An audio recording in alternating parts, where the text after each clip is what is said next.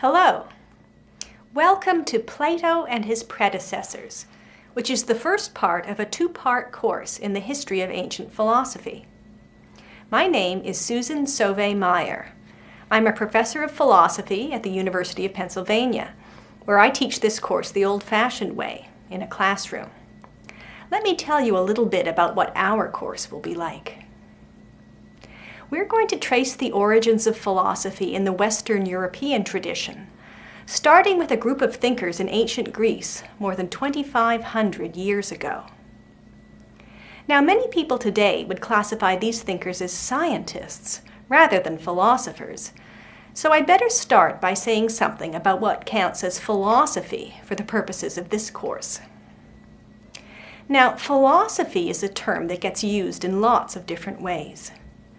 Sometimes, when people talk about their philosophy, they have in mind their general outlook on life, a creed they live by, or a set of precepts that they appeal to for consolation or direction in times of need.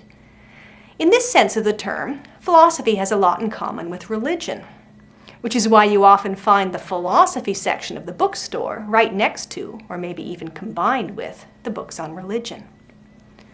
There's also nothing distinctively Western about it. But there is a different, more restricted way of using the term philosophy that does have its roots in the thinkers of ancient Greece, and that is in fact the source of our English term, philosophy. That term comes from the ancient Greek term philosophia, which means literally love, philo, of wisdom, sophia. During the period we will be studying, it came to be employed to demarcate a distinctively rational kind of inquiry. On this way of conceiving of philosophy, it is not so much a body of doctrines, but a method of inquiry, investigation, and justification. Argument and reasoning are central to its methodology. We're going to be talking a lot about arguments in this course. Now, a term that is going to come up frequently in our discussions and is characteristic of philosophy is the Greek word logos, which can mean word, or speech, or argument, or account, or more generally, reason. It is the root for the names of many scientific disciplines today: psychology, biology, cosmology, geology, anthropology, and so on. In fact, all of these disciplines were originally part of philosophy. In fact, what we call physics, chemistry, and biology today were classified as natural philosophy until about a century ago. Think of the name for the highest degree you can get in any academic discipline, the PhD, which is short for Doctor of Philosophy. Anyway, the moral of the story is that the origins of philosophy in the Western tradition are also the origins of science and of just about every other form of rational inquiry. Some of these disciplines have gone off on their own in subsequent centuries and are no longer under the umbrella term philosophy. But other questions still remain within the domain of philosophy. For example, questions about ethics, knowledge, and the nature of reality. Now, some people today think that these sorts of questions, especially questions about ethics, are not really amenable to rational inquiry. But that's in fact to affirm a philosophical thesis. We'll be sampling plenty of disciplined attempts to make rational headway on these topics by philosophers in the Greek tradition. The two central figures in our study will be Plato, in part 1 of the course, and Aristotle, in part 2. You might call them the two giants of Greek philosophy in the classical period, which is why they occupy the central position in the famous painting by Raphael, School of Athens, a fresco created over 500 years ago to celebrate the intellectual legacy of the ancients. That's Plato on the left, pointing to the sky, with Aristotle on the right. But note how many other figures there are in the painting. These depict many of Plato's predecessors, Anaximander, Anaxagoras, Heraclitus, and Parmenides, as well as Plato's teacher, Socrates. Among the other figures in the painting, we can find some of Aristotle's successors, such as the Cynic philosopher Diogenes, Zeno, the founder of Stoicism, Epicurus, who founded the Epicurean school of philosophy, and even Plotinus, who was part of a revival of Platonism about 600 years after the birth of Plato.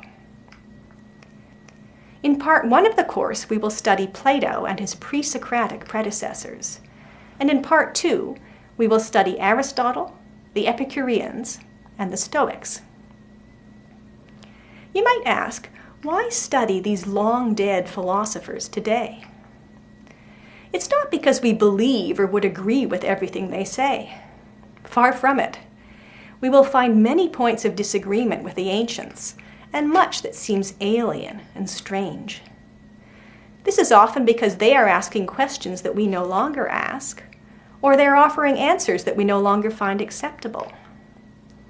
But coming to terms with the reasoning behind a position you disagree with is one of the benefits of studying philosophy. It puts you in a position to articulate why you disagree. And we will also find much in the ancients that will sound surprisingly familiar. For in many cases, the questions they asked and the answers they gave have shaped intellectual traditions that are still very much alive today. So much for the course content. Now, a little about the online format. For each unit of the course, there will be a series of short recorded lectures by me, most of them under 10 minutes long, which you can view at your own pace. There will also be assigned readings, which I highly recommend that you do, as you'll get a lot more out of the course and out of the lectures if you read the works of the philosophers that I'm talking about. It also helps a lot when studying philosophy to be able to talk about the ideas and texts, so there will be discussion boards in which you can participate over the course of each unit. For those who wish to get a certificate of completion for the course, there will be multiple choice quizzes at the end of each unit, as well as a brief writing assignment. This will be peer-reviewed. If you stick around to the end of part 2, there will also be a final project, also peer-reviewed. All the lectures will have brief in-video quizzes, which you can skip if you want. You can find details of the course requirements, as well as the recommended readings and other details about the course units on the course website. After you've reviewed that material, we'll be ready to begin.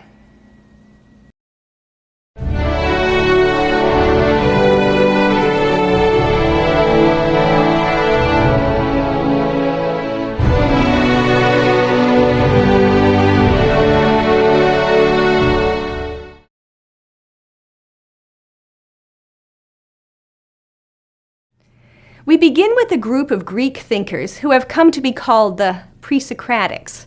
These include Thales, Anaximander, Anaximenes, Heraclitus, Parmenides, and Anaxagoras. Now don't worry if many of these names are unfamiliar, and even if some of them sound alarmingly alike.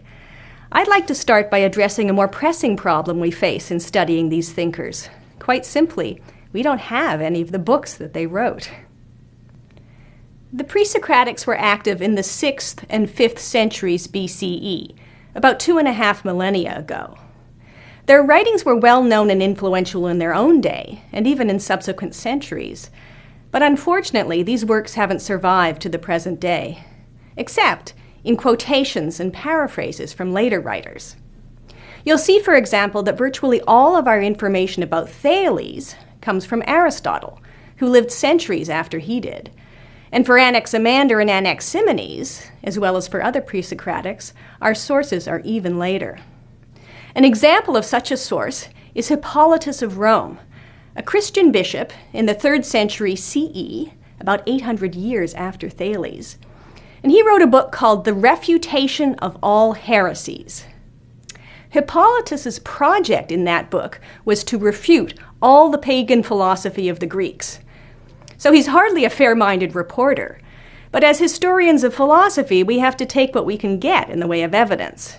And Hippolytus may be a hostile source, but he is still a source.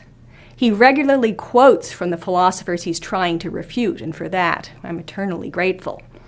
Now, in the irony of all ironies, the refutation ended up being one of the most important vehicles for the preservation and dissemination of the philosophies that he set out to discredit. So, go figure that. So before we can begin to study pre-Socratic philosophy, we need to reconstruct these lost works, or at least as much of them as we can, from reports like those in Aristotle and in Hippolytus. Now, in this reconstruction project, we are like archaeologists who are excavating the ruins of an ancient temple. Little of the original structure is left standing, most of it's fallen down in pieces, many of these pieces have been destroyed or carried away by scavengers or collectors, some of them may be in the British Museum. Still, archaeologists try to reconstruct what the original building was like from the pieces that remain, as well as from reports from people who traveled to the site when it was intact and wrote down a description of what they saw. So that's the sort of reconstruction project that we are engaged in when we investigate the philosophy of the Pre-Socratics. Now, the good news is that a lot of this reconstruction project has already been done by classical scholars over the last 2 centuries. We may call this the recovery phase of the project, in which the surviving pieces of the original building have been gathered together in one location. Those locations are our source books. Now, the next step is to reassemble the pieces to reconstruct the original building. Now, the bad news is that in the case of pre-Socratic texts, we don't have all the pieces of the original, and in some cases, hardly any of them. So it's a matter of interpretation, hypothesis, and conjecture to figure out what the whole edifice looked like. That's the exciting project that we will be engaged in. We are going to study these fragmentary remains and partial evidence and try to figure out how they all fit together into a whole. In this case, not a whole building, but a whole text or a whole philosophy.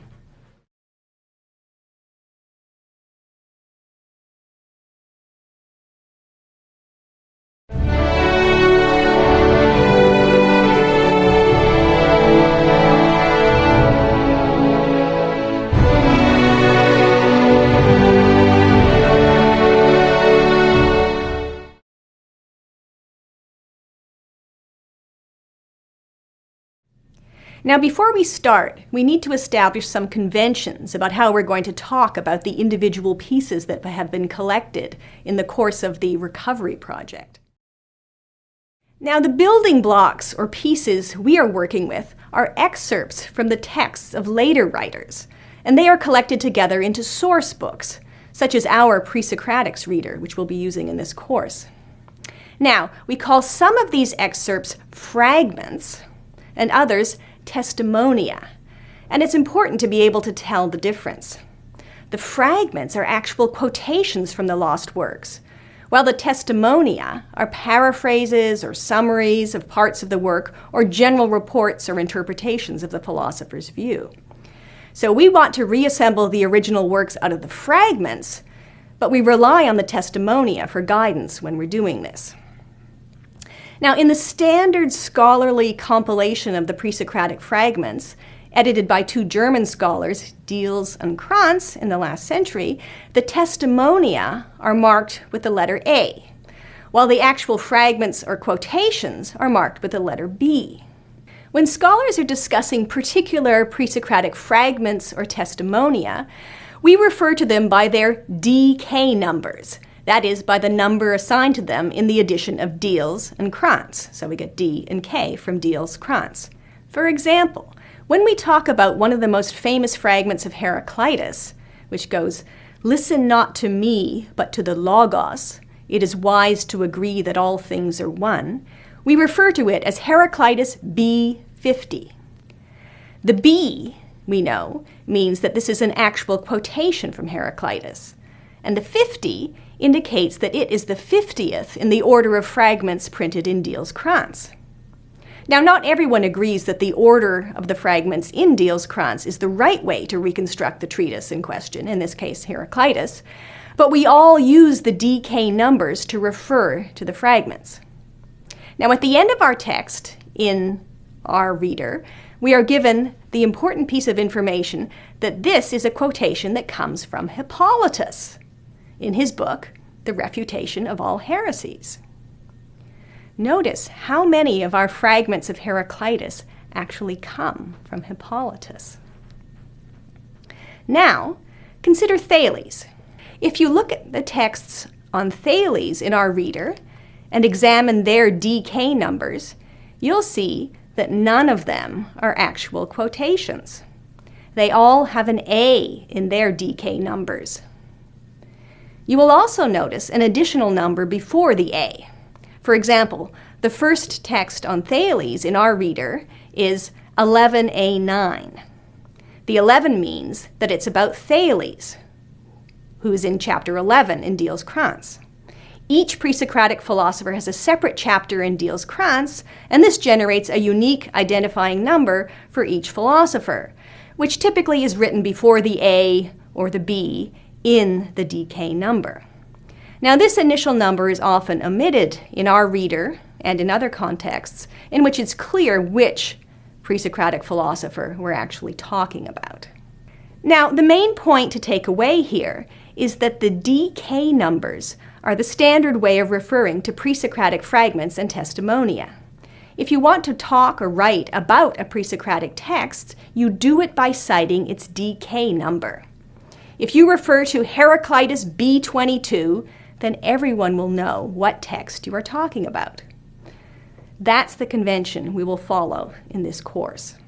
So now we can get down to the business of studying those fragments and testimonia and trying to figure out what pre-Socratic philosophy is all about.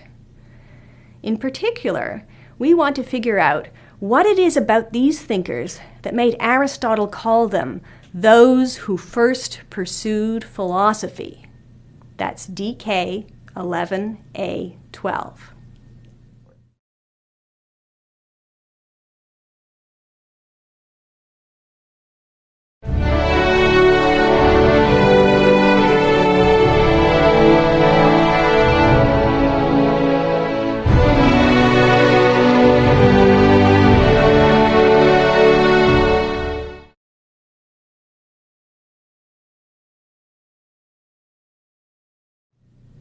Now, we begin with a group of thinkers whom Aristotle called the first philosophers.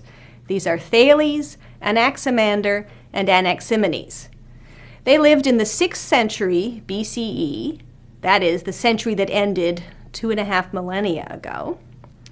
These three thinkers are called Milesians because they were citizens of the city of Miletus in Ionia, which is a Greek colony on the west coast of present-day Turkey.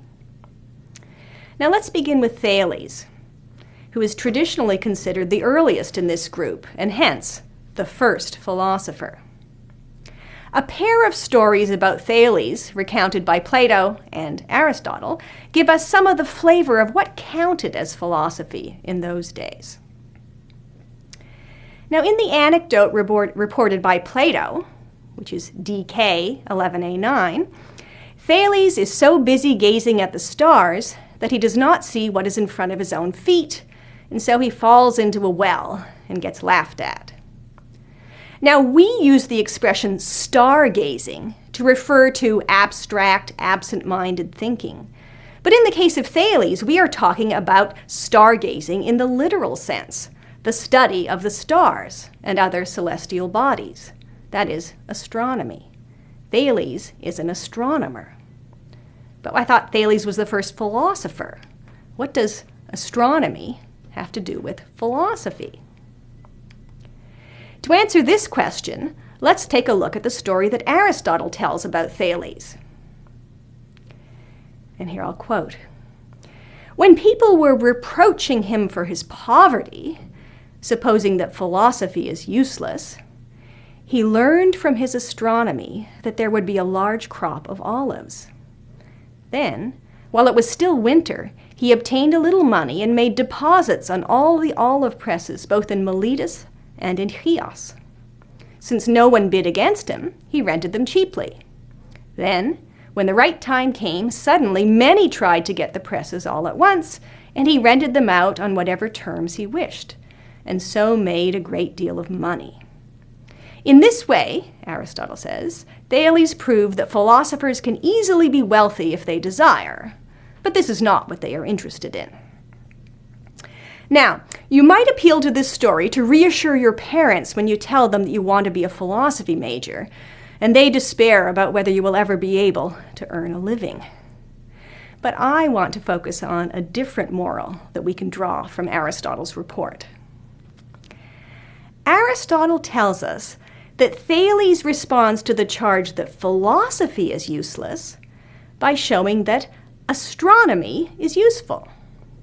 This shows us that in the period we are studying, astronomy counted as a kind of philosophy. While we would classify astronomy as a science rather than as philosophy, what Aristotle calls philosophy is broad enough, a category broad enough to include astronomy. Now, we have little further evidence about Thales' activity as an astronomer, beyond the report that he successfully predicted an eclipse in the year 585 BCE, but we do know about the astronomical inquiries of other Milesians, Anaximander and Anaximenes. They were interested in such things as the shape of the earth, the nature of the stars, the causes of eclipse, the orbits of the sun and the moon. They try to answer questions such as, why does the earth remain in place? What keeps the sun, the moon, and the stars and other heavenly bodies up above and moving in their distinctive courses around us? Now, we know today that some of the presuppositions of these questions are false. The earth is not stationary, and the moon, it turns out, is the only celestial body that orbits around us. But we have come to this understanding of our place in the universe as a result of thousands of years of astronomical inquiry. The Milesians are working near the very beginnings of this scientific tradition.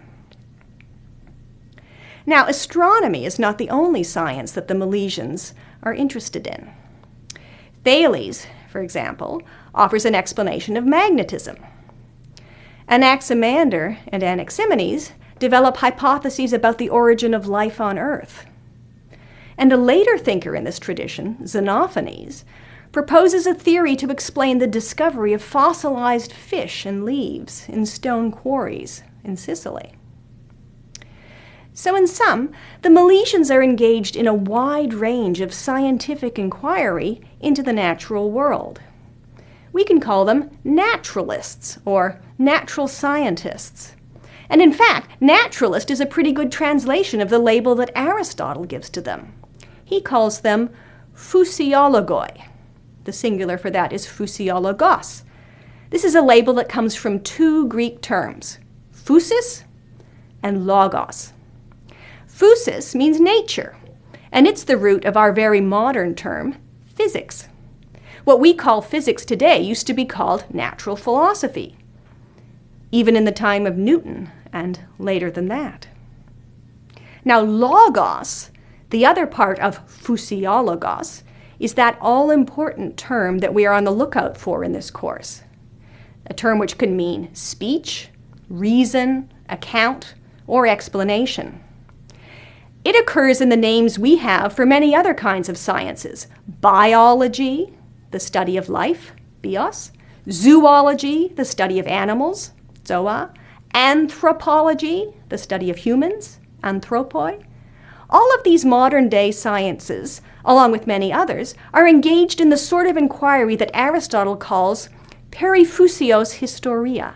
That is, inquiry, historia, sound familiar? Inquiry into nature. So biologists, zoologists, geologists, and anthropologists would all count as physiologoi, that is, naturalists. The important point to take away here is that Thales, Anaximander, and Anaximenes, as physiologoi, are the first natural scientists in the Western tradition.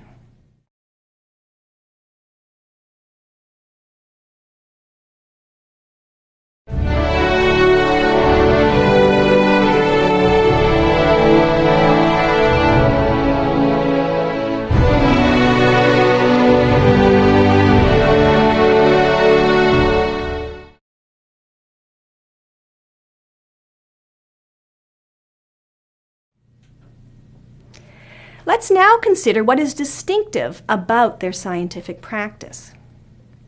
According to Aristotle's report, their emphasis is on what we would call the material basis of the natural world.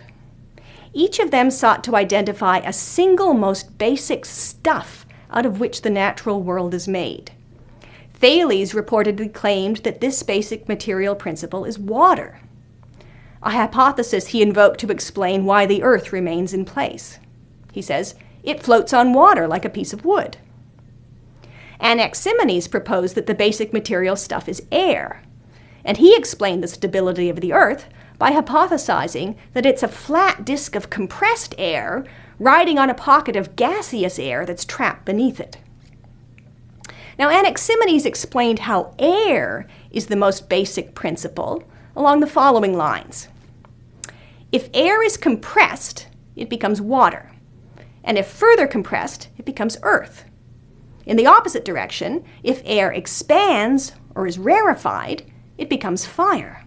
Thus, one basic stuff, air, plus two operations, condensation and rarefaction, accounted for earth, air, fire, and water, and out of these four elements, everything in the natural world is made, or so the Presocratics claim.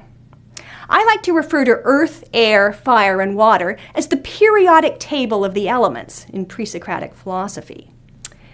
Thales and Anaximander share the view that one of the elements on this table is more fundamental than all the rest, although they disagree on which element that is.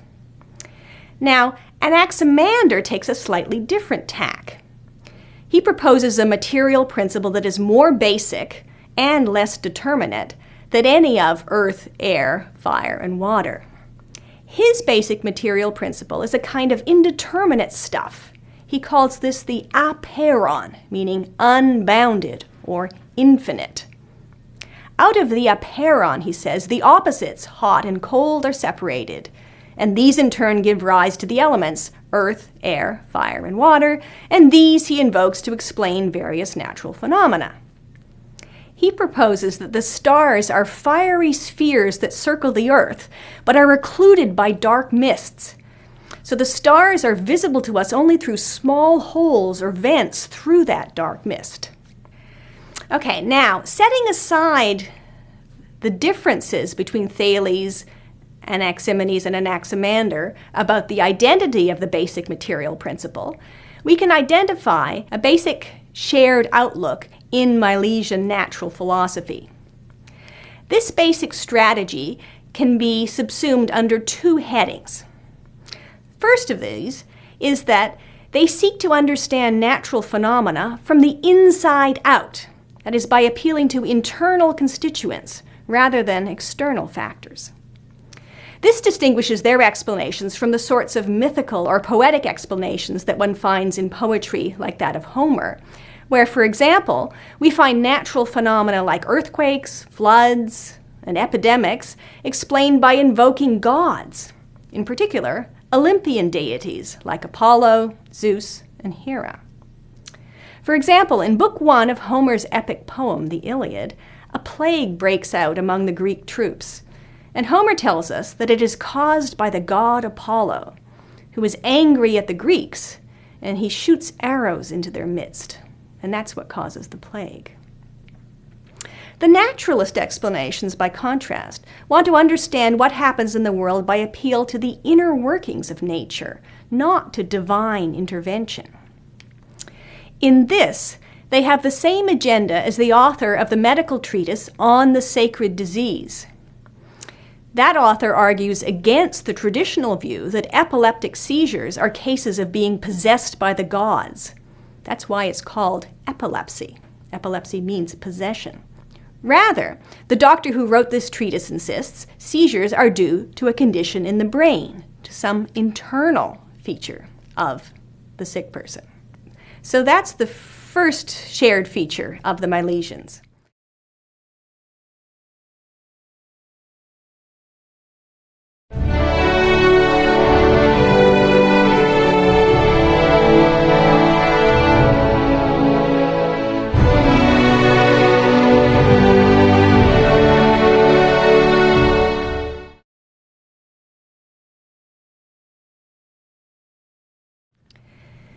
These naturalists suppose that the celestial bodies, sort of the sun and the moon and so forth, and their operations, are to be understood according to the same principles as terrestrial phenomena here on Earth, and that they're to be explained by invoking earth, air, fire, and water, and their interactions.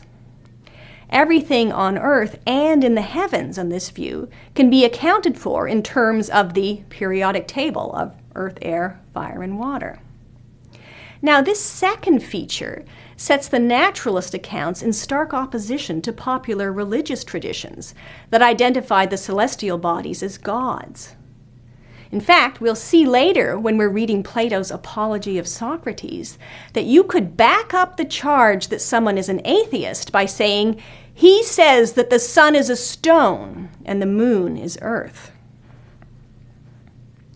Now, given these two characteristic features of the naturalist philosophy, one of the ways in which we might say that the Milesians were scientific is that they give natural explanations as opposed to supernatural explanations. Now, many people today suppose that if you reject supernatural explanations, you're invoking a godless world. For example, many contemporary skeptics about evolution in biology are motivated by the thought that if we can explain the evolution of life on Earth in purely material and mechanical terms, then there's no place for God in the universe. But the Milesians do not agree. For all their insistence on a material principle for everything, these thinkers are not at all eager to banish reference to gods from their philosophy. Thales, for example, even though he claims that water is the ultimate principle of all things, also claims that, and I quote, all things are full of gods. What does that mean? Is he identifying that inner material principle, water, with God? This is in fact precisely what Anaximenes does with his material principle. Recall that he identifies air as the ultimate principle of the universe. And Cicero later reports to us that, quote, Anaximenes determined that air is a god. We find the same pattern in Anaximander. His ultimate principle, the indefinite or apeiron, is divine. It steers all things, and it is deathless and indestructible. All of these traditional attributes of divinity. It seems then that even though the Milesians believed in natural rather than supernatural explanations, they did not think that they lived in a world without gods. Rather, once they had identified what they took to be the ultimate principle of the universe, they identified this principle with God. To be sure, this is a radically revisionary conception of God. But one of the enduring themes in Greek philosophy, which we will be tracing in this course, is a critique of traditional conceptions of God. Such a critique is a prominent theme in Xenophanes, another thinker in the Milesian tradition. He too proposed to replace supernatural explanations of natural phenomena with wholly natural ones. For example, the electrical phenomenon that has come to be called St. Elmo's fire, now there's a name that implies a supernatural explanation. Xenophanes insists that it can be explained in wholly material terms. He says, the things on boats which shine like stars, which some call the Dioscuri, are little clouds which shine as a result of the motion. So the Dioscuri are Castor and Pollux, the divine twins of Greek mythology. But more to the point, Xenophanes insists that the traditional conceptions of the gods are radically mistaken. He singles out for criticism the anthropomorphic picture of the gods that one finds in popular literature. He satirizes this view as a projection from our own limited perspective. He says, Ethiopians say that their gods are flat-nosed and dark. Thracians, that theirs are blue-eyed and red-haired.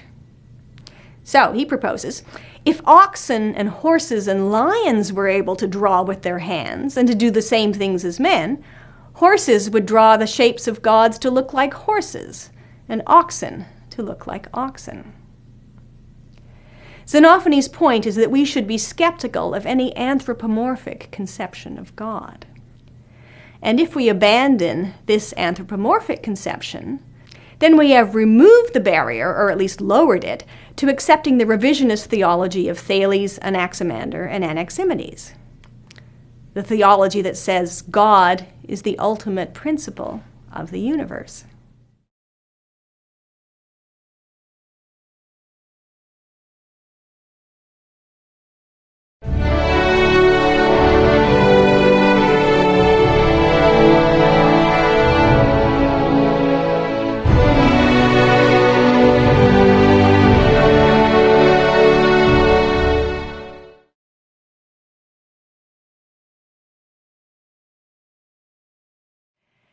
Heraclitus was known in antiquity as the riddler.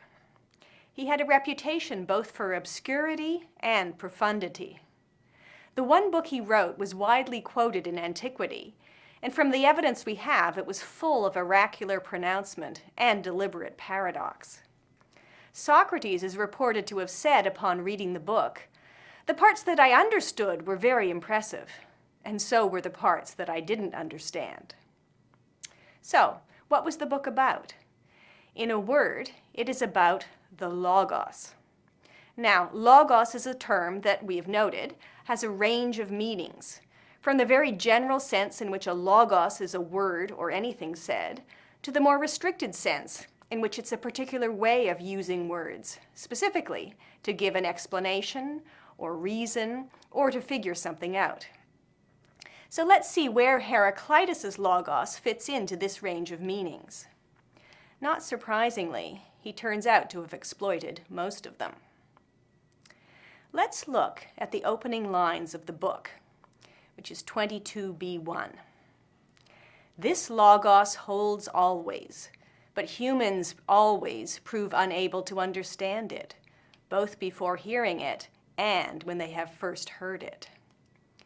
Now, here we might think the Logos is the book of Heraclitus itself, and that the philosopher is making the perennial complaint of the misunderstood artist that his brilliant work is not appreciated by the general public.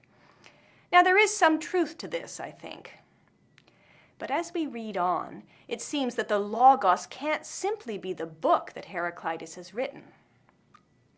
For although all things come to be in accordance with this Logos, humans are like the inexperienced when they experience such words and deeds as I set out, distinguishing each according to its nature and saying how it is.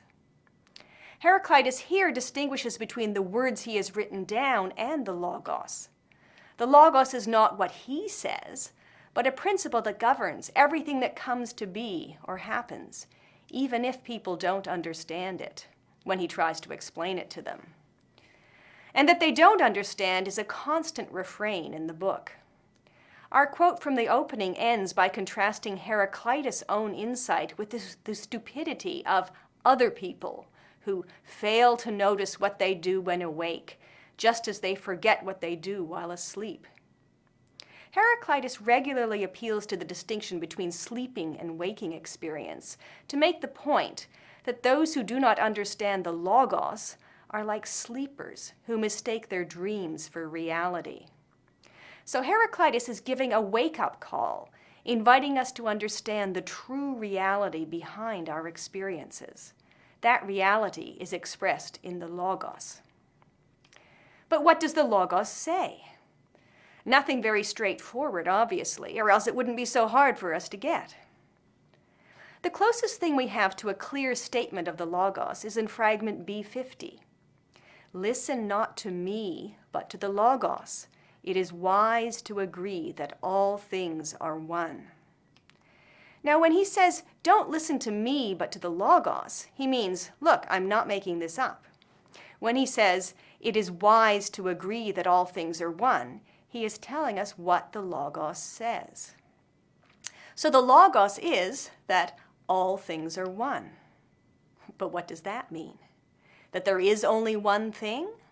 How could that be true? I'm here, you're here, and that makes at least two things. Or will Heraclitus roll his eyes at this objection and say that's just the sort of response you'd get from people who can't tell that they are dreaming rather than awake? Is he inviting us to wake up and realize that there really is no difference between the things that seem pretty obviously different and distinct to us? Well, at least for some things, yes. For instance, here's some more quotes. "The road up and the road down are the same." And "the track of writing is both straight and crooked." That's one of my favorites. "The beginning and the end are common on the circumference of a circle." These are just a few of the many fragments in which Heraclitus proclaims what people call the unity of opposites. Now, we might say, okay, so what's the big deal? The same thing can have opposite properties depending on your frame of reference. What's so hard to understand about that?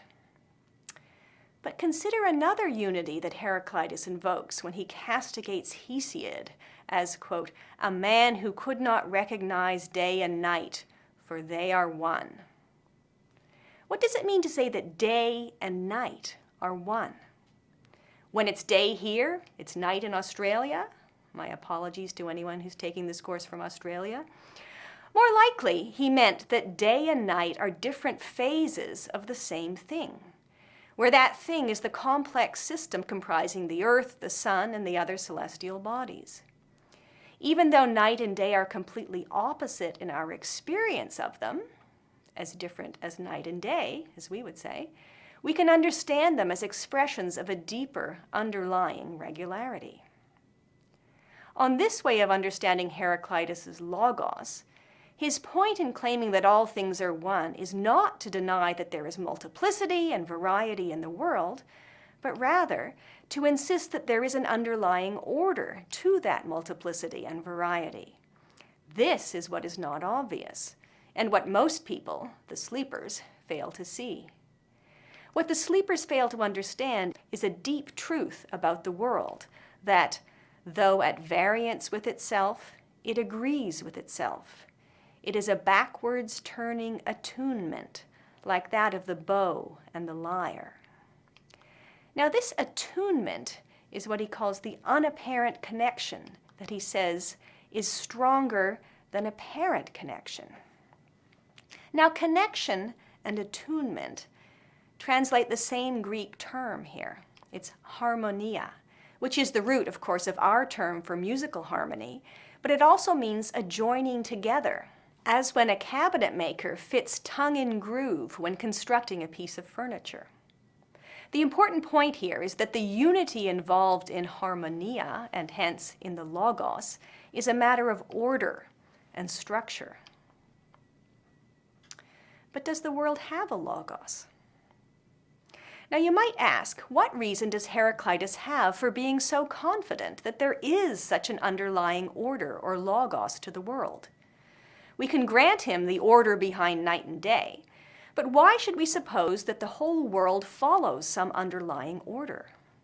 Recall that Heraclitus says that everything comes to be according to the logos in the opening lines of the book.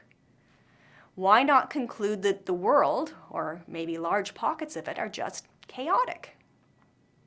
That's certainly what our experience often tells us. But Heraclitus tells us not to just trust our experience. He says, eyes and ears are bad witnesses to people if they have barbarian souls. And the soul, he says, has its own logos. In one place, he calls it a deep logos. In another, he calls it a self-increasing logos. Here is where I would want to translate logos as reason or reasoning. When Heraclitus says, I searched myself, or alternatively, I looked into myself, he means he used his critical faculties, his power of reasoning. But what chain of reasoning would support the conclusion that there is an underlying unity and order to the world? That's a pretty tall order. If Heraclitus produced such an argument, he hasn't shared it with us, or no one saw fit to quote it from his book. But even if he doesn't have a proof that there is an underlying order to things, His conviction that there is such an order isn't idle dogmatism or table thumping. For the belief that the world is ultimately understandable or explicable is a presupposition behind the whole enterprise of scientific inquiry. To search for explanations is to try to uncover hidden connections and unifying principles that explain the variety of phenomena that we observe. Heraclitus' belief that the world has a logos may simply express his conviction that the world is ultimately understandable. If so, it is a conviction that he shares with the Milesian naturalists, Thales, Anaximander, and Anaximenes, each of whom also insisted on a single explanatory principle of the natural world. It is their shared assumption that the world is ultimately explicable, more than their specific proposals about how to explain it, that have earned them a place in the history of natural science. It is also what earns them the title that Aristotle gives them, physiologoi, which we can now understand in a slightly different twist, as though who believe, with Heraclitus, that there is a logos to the natural world.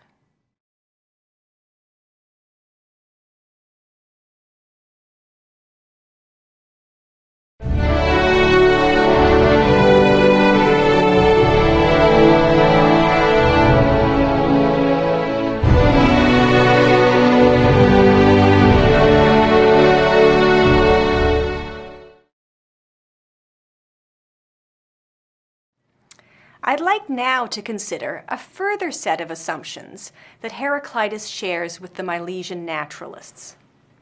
Here's a fragment that captures the essence of what I have in mind. It's short and sweet. Changing, it rests. On one way of reading this fragment, it's just another instance where Heraclitus invokes the unity of opposites. Change and rest, just like night and day and up and down, and so on. For example, you may be coasting downhill on your bicycle, not moving on the bicycle, just holding on, not pedaling, but covering ground fast. You are both moving in one respect and not moving in another. In another example, you're standing on the deck of a ship that's traveling across the water. You are stationary with respect to the deck, but in motion with respect to the water. So that's one way of interpreting the pronouncement, changing, it rests. But another way of reading it points to something beyond the unity of opposites. On this reading, it says, change is a constant. Things are constantly changing in the world. That's how I would interpret another fragment. Even the posset falls apart if it is not stirred. Now, a posset is a mixture of wine, honey, ground barley, and grated cheese, all stirred together. Now, setting aside the culinary and medicinal value of such a concoction, Heraclitus' point is that the posset won't remain a posset unless you keep stirring it. Otherwise, the various ingredients will separate out, with cheese sunk to the bottom, barley floating on top, and sweetened wine in the middle. When that happens, you don't have a posset anymore. A posset is the kind of thing for which constant motion or constant change is essential. In another famous example, you sometimes hear Heraclitus credited with the claim that you can never step into the same river twice. What he actually said is in fragment B12. Upon those who step into the same rivers, different and again different waters flow. The river is the same, but it's constantly changing as its waters flow. And if this change ceased, if the water stopped flowing, that would be the end of the river. So the river is another example of something to which change is essential. Heraclitus seems to think the same thing about the natural world as a whole. This is the point he makes when he calls the cosmos an ever-living fire, kindled in measures and extinguished in measures. Fire here is not a material principle of the cosmos, as on a Milesian cosmology, but rather it's a way of characterizing the cosmos as a whole, as something constantly changing, like a flickering flame. Heraclitus makes the same point by saying that all things happen by strife or by war. As he sees it, the natural world is raging with processes that destroy some things while others are brought into existence. But these changes, even if dramatic, are not chaotic in his view. They observe measures, he says, and they observe an order that he sometimes calls justice. In this invocation of justice, Heraclitus is picking up on a theme of Anaximander, whose sole surviving fragment describes a similar kind of cosmic strife as a continuous cycle of injustice and retribution that takes place, quote, in accordance with the ordering of time. Now, this is rather poetic language, as Simplicius notes when he quotes this passage. But if we think of the connections between justice and law and order, we can read Anaximander's insistence on the justice of these cosmic processes as an affirmation that there is an orderliness to the changes raging through the universe. That the universe is full of change is an assumption that all the Milesians share. Anaximander says that motion is eternal. Anaximenes says the same thing and attributes all the changes in the world to the motion of air, his material principle.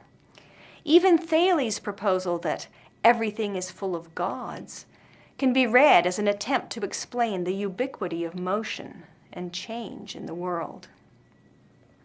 So Heraclitus' insistence that change is a constant distills an essential presupposition of Milesian naturalism, that we live in a world of change.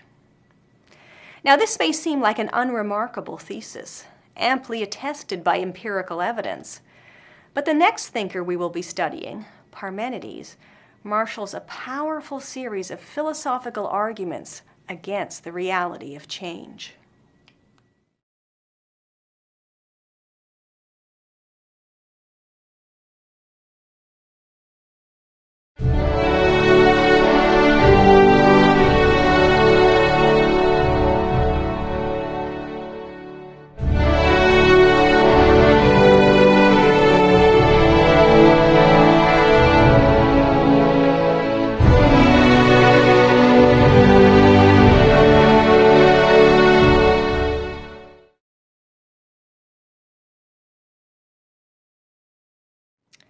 Parmenides Prohibition. Parmenides presents a profound objection to pre-Socratic naturalism. It's an objection to which every subsequent thinker in the naturalist tradition must respond. What Parmenides objects to in the naturalist tradition is one of the things that Heraclitus emphasized and celebrated, that the natural world is a world of change. A naturalist's bumper sticker would read, "Change happens." Parmenides disagreed. He argued that the very notion of change is incoherent. All those who believe in change, he argues, are traveling along a path of inquiry that is absolutely forbidden by reason.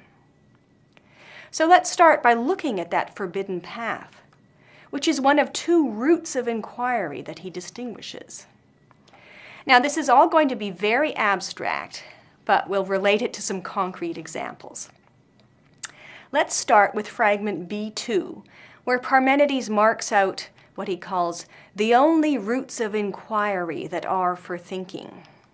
Or I might translate it, the only routes of inquiry for thought to take. The two routes are quite simply is and is not. Now, his exposition of the two routes is a little complicated here, since he also describes two policies that an inquirer might follow. The first policy is to take the is route and to reject the is not route as impossible. That's the right policy according to Parmenides, and the one he exhorts us to take. The alternative policy is that the is not route is perfectly okay. This is the stance he wants to disabuse us of. Don't go there, is his message. So let's focus on the two routes, is and is not, and try to appreciate what they are and why we are not supposed to go down that second one. We can think of the is route as the category of affirmations. For example, when I think that France is in Europe, or I say that whales are mammals, I am making an is claim, maybe in the plural. When I go down the second route, the is not route, I am making a denial, as when I say, there is no Loch Ness Monster, or when I think that Europe is not an island. In saying that these are the only routes of inquiry, is and is not, Parmenides is proposing that anything you might think or say is either an is claim or an is not claim. Can you think of any exceptions? If you can, could you translate them into an is or an is not claim? Now, Parmenides' big point here is that we have to stop using the is not claims. He says, hold back your thought from this route of inquiry and do not let habit, rich in experience, compel you along this route to direct an aimless eye and an echoing ear and tongue. But judge by reasoning, logos, the much contested examination spoken by me. In other words, we are in the habit, he says, of using both is claims and is not claims in our ordinary thinking about the world, and also in our scientific investigation of it. But this is just a bad habit of unreflective thought. Properly rational and scientific practice, he says, has to be restricted solely to is claims. But what's wrong with is not claims? Parmenides' objection in a nutshell is the following. When you say or think that something is not, there has to be something of which you are saying or thinking that it is not. But then, that something is, while you are saying that it is not. So it turns out that you are saying it is not of something that is. Now let's consider an example. Suppose, step 1, I think there is no Loch Ness Monster. That's an is not thought. Step 2, so I am thinking about the Loch Ness Monster. That's the subject of my is not thought. Step 3, so there is a Loch Ness Monster. The argument starts from the premise that I am thinking an is not thought, that's step 1, and draws the conclusion that this thought is false. That's step 3. The conclusion is pretty embarrassing for anyone who accepts the first premise. If I am thinking that there is no Loch Ness Monster, then there has to be a Loch Ness Monster? And the argument can be generalized to any claim of the form, there is no, fill in the blank. What's the point of thinking any is not thoughts if they are all going to be false?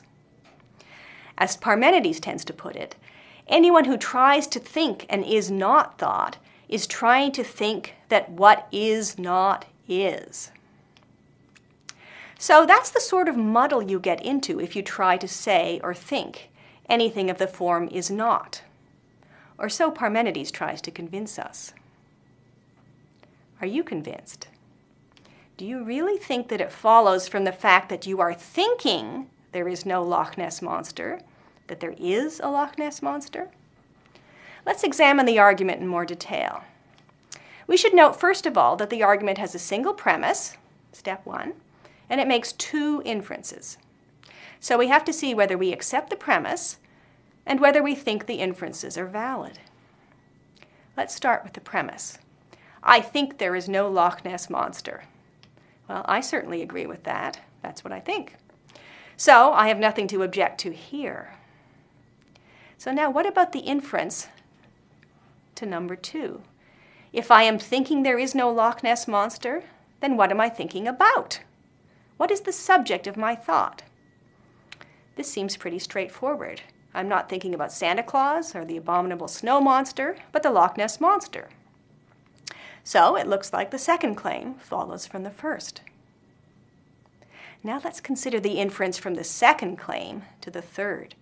Does it really follow from the fact that I am thinking about the Loch Ness Monster that there has to be a Loch Ness Monster? Parmenides seems to be assuming that anything we think or talk about has to exist. That's why he says at the end of fragment B2, you cannot know what is not, nor can you declare it. We can make this principle an explicit step in the argument and add it after step 2. Parmenides' principle: if I think or speak of X, X must be, or X is. Now, if we accept both 2 and Parmenides' principle, I think we have to accept that 3 follows.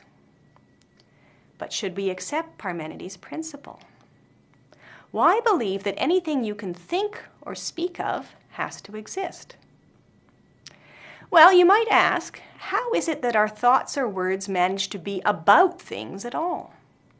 Now, that's a real philosopher's question.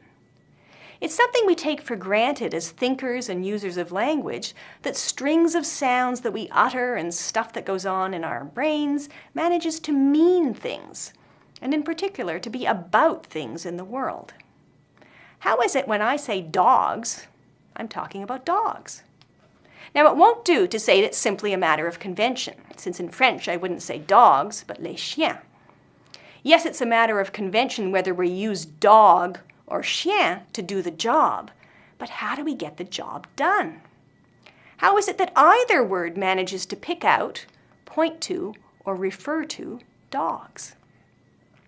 Now, it's not at all ridiculous to suppose that the answer to this question will be a story involving dogs.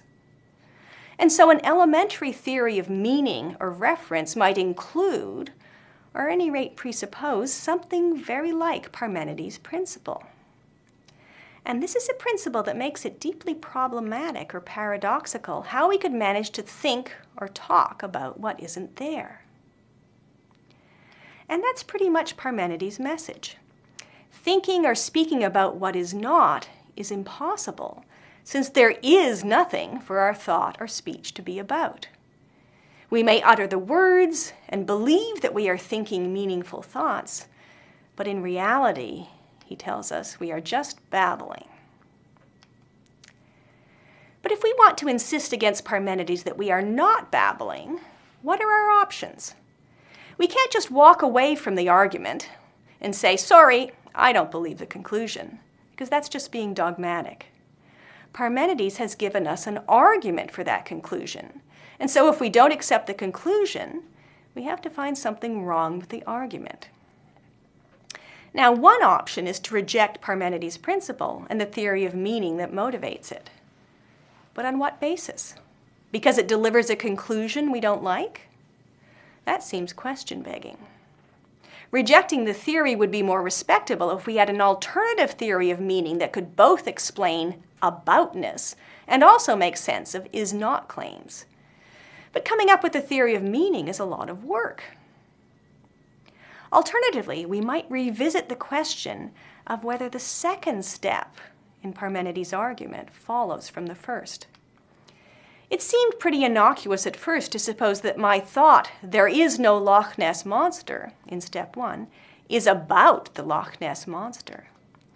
But once we have a theory of aboutness like the one Parmenides is presupposing, it might seem more prudent to suppose that my thought is about something more complicated. For example, that it's about the Loch Ness, about serpents, and frightening experiences in boats at night, all of them things that exist, but that don't all add up to the existence of the Loch Ness Monster.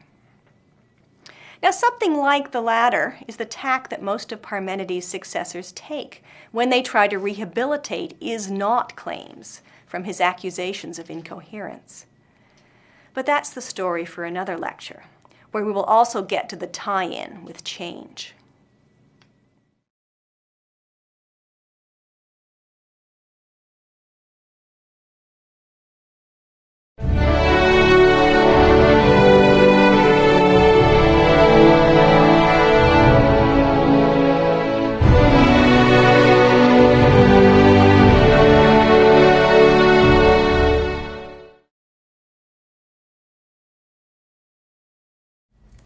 We are now in a position to see why Parmenides objects to the notion of change. We must reject the notion of change, he argues, because thinking about change involves thinking about what is not. And that's the route of inquiry that is forbidden to all rational thinkers. We've already considered what he thinks is wrong with thinking about what is not. Now let's consider change and see how it involves what is not. Fragment B8 is our main text here, which opens by telling us that if we stay on the right path, the path of is, we will have to agree that what is, that's what we're allowed to talk about, is ungenerated and imperishable. That is, whatever there is does not come to be or cease to be. Okay, that's Parmenides' conclusion.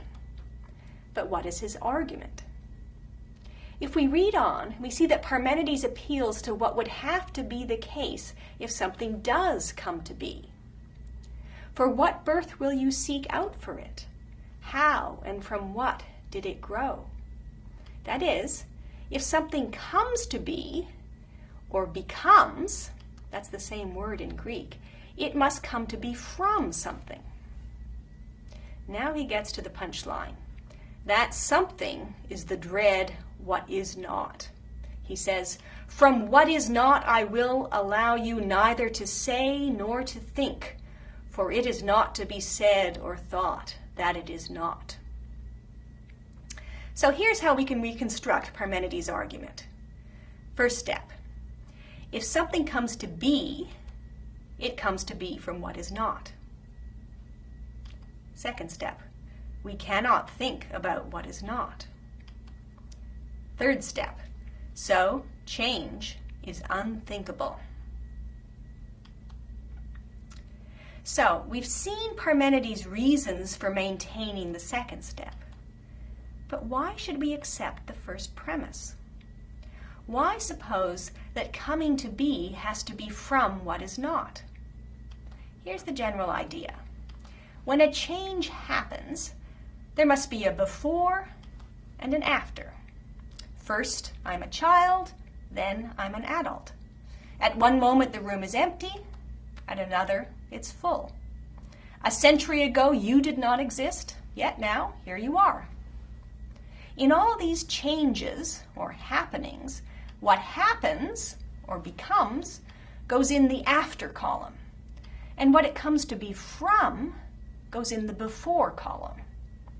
Consider the change we call growing up. Here I am, an adult. So we can put that in the after column. The adult is. Parmenides asks, you say this adult has come to be? Yes. So there is an adult now, but this wasn't the case before? Yes. So we have to put in the before column, the adult is not. One of those dread is not claims. Now we can do the same thing for ceasing to be or perishing, as in 100 years from now I won't be any longer, nor will you. So we will have to write the adult is not in the after column. Once again, something unthinkable according to Parmenides. So in sum, Parmenides' objection to change is that change is either a case of coming to be from what is not or perishing into what is not. So, change is inextricably bound up with the forbidden route of trying to think or speak about what is not. In other words, change is a fundamentally incoherent notion. So what's a naturalist to do when faced with Parmenides' argument? Give up on the project of naturalist inquiry? Even Parmenides isn't prepared to go that far. For after giving the arguments that we've been considering, he proceeds to offer his own version of a naturalist cosmology, which is full of coming to be and perishing. Look at fragment B19, which occurs at the end of that cosmology. In this way, according to opinion, these things have grown and now are, and afterwards, after growing up, will come to an end. Lots of changes invoked here. But note the disclaimer about opinion, doxa, which he has branded in other contexts deceitful and untrustworthy. Now, opinion is contrasted with knowledge, a theme to which we will return when we study Plato. For Parmenides, knowledge and truth lie along the austere path of the is, while cosmology, which partakes of both the is and the is not, lies along the path of mortal opinion, of those who, in his phrase, are borne along, deaf and blind alike, dazed, hordes without judgment, for whom to be and not to be are thought to be the same and not the same, and the path of all is backward turning. Note the dig against Heraclitus at the end of that quote. So Parmenides does not himself give up the project of naturalist inquiry. We can't help ourselves from believing in a changing world and from constructing theories about it, he seems to be telling us. However, he does insist that there is no knowledge to be had from such inquiry. Naturalist cosmologies, no less than Homeric poems, are a kind of fiction. This is in effect to deny naturalist inquiry the status of science. Later naturalists, however, want to defend the scientific status of their inquiries, their claim to be seeking knowledge of the natural world. So they have to come to terms with Parmenides' argument. By and large, they agree with Parmenides that coming into being from what is not is unthinkable or unintelligible. But they aim to explain natural changes in such a way that they are not cases of coming into being from what is not. So which premise of Parmenides' argument do they reject?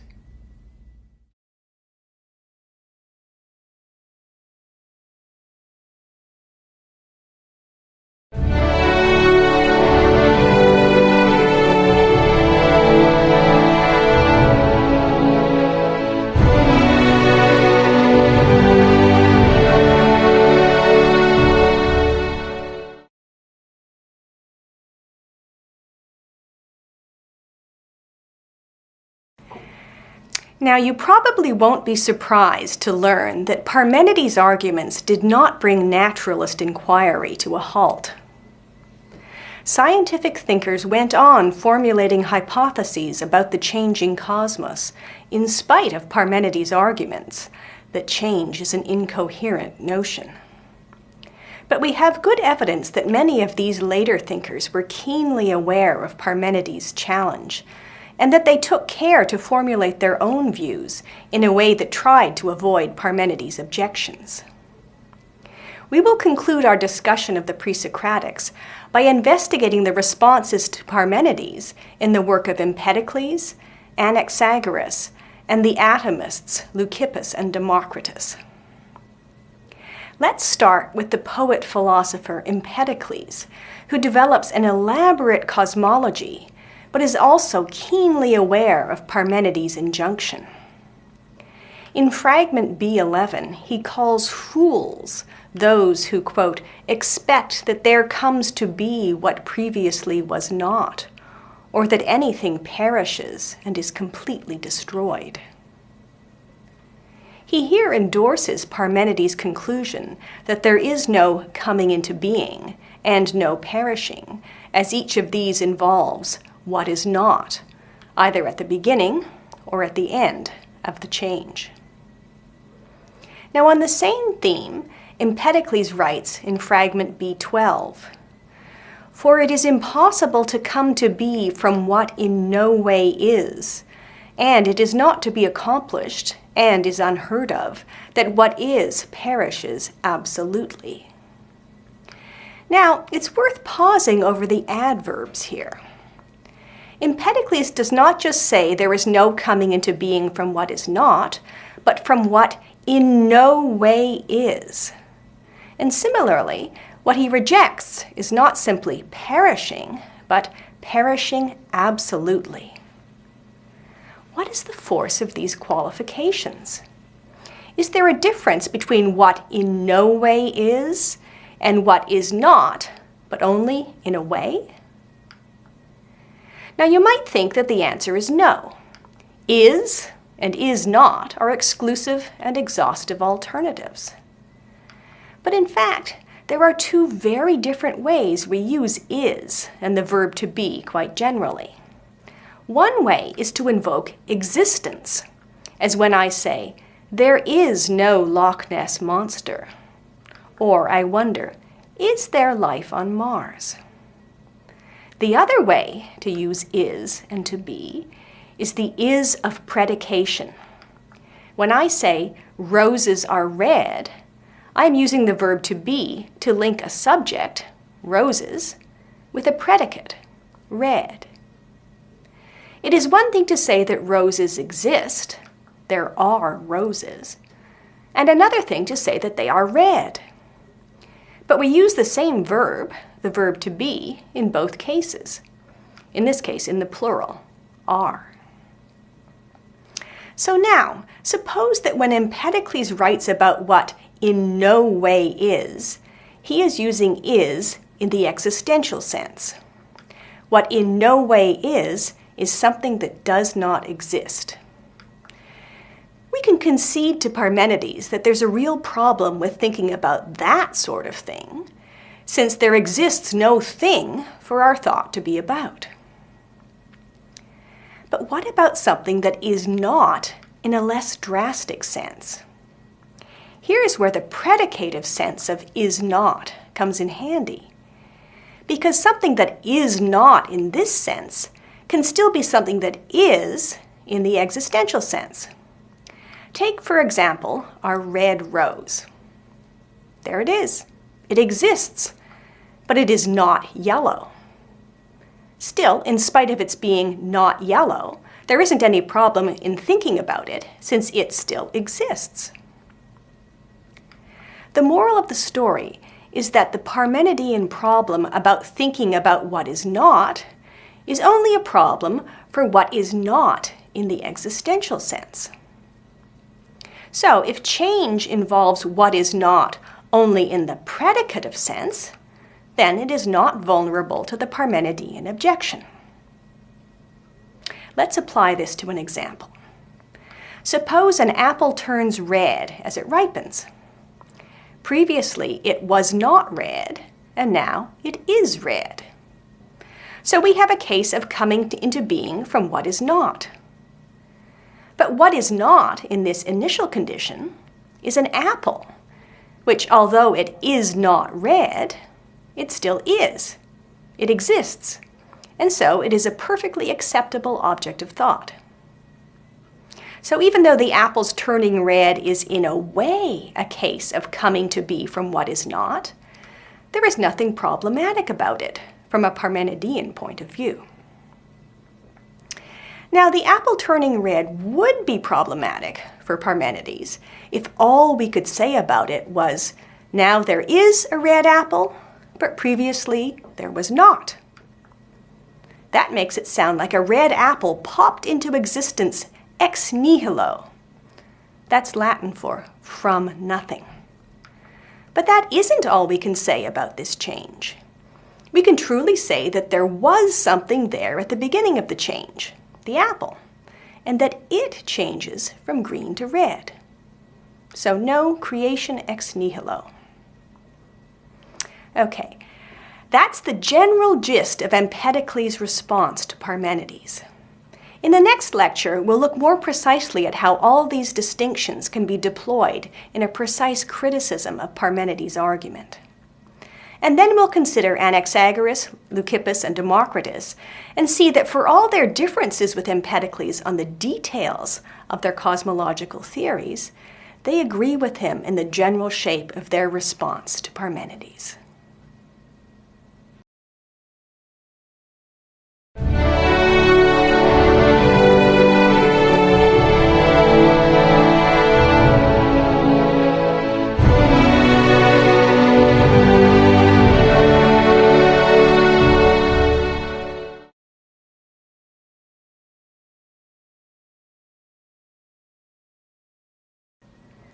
Okay, let's take stock of where we are in our attempt to understand the naturalist response to Parmenides. In the last lecture, we saw that Empedocles concedes to Parmenides the thesis that there is no coming to be from what in no way is, but he leaves open whether there might be coming to be from what in a way is not. That's why we distinguished between two different senses of is not, and found that only one of them was as scary as Parmenides makes it out to be. Now let's apply these results to the argument Parmenides made against the intelligibility of change. The argument, remember, goes roughly as follows. Premise 1. Change involves coming to be from what is not. Premise 2. We cannot think about what is not. Conclusion. So, change is unthinkable. Now that we can distinguish two senses of is, and so of is not, let's consider which sense is operative in the premises of this argument. The first premise says that change involves coming to be from what is not. We are now in a position to see that this premise is true only in the predicative sense of is. If something becomes red, it previously was not red, but that does not mean that it did not then exist, that it was not in the existential sense. So let's annotate premise 1 to make it explicit in what sense it is true.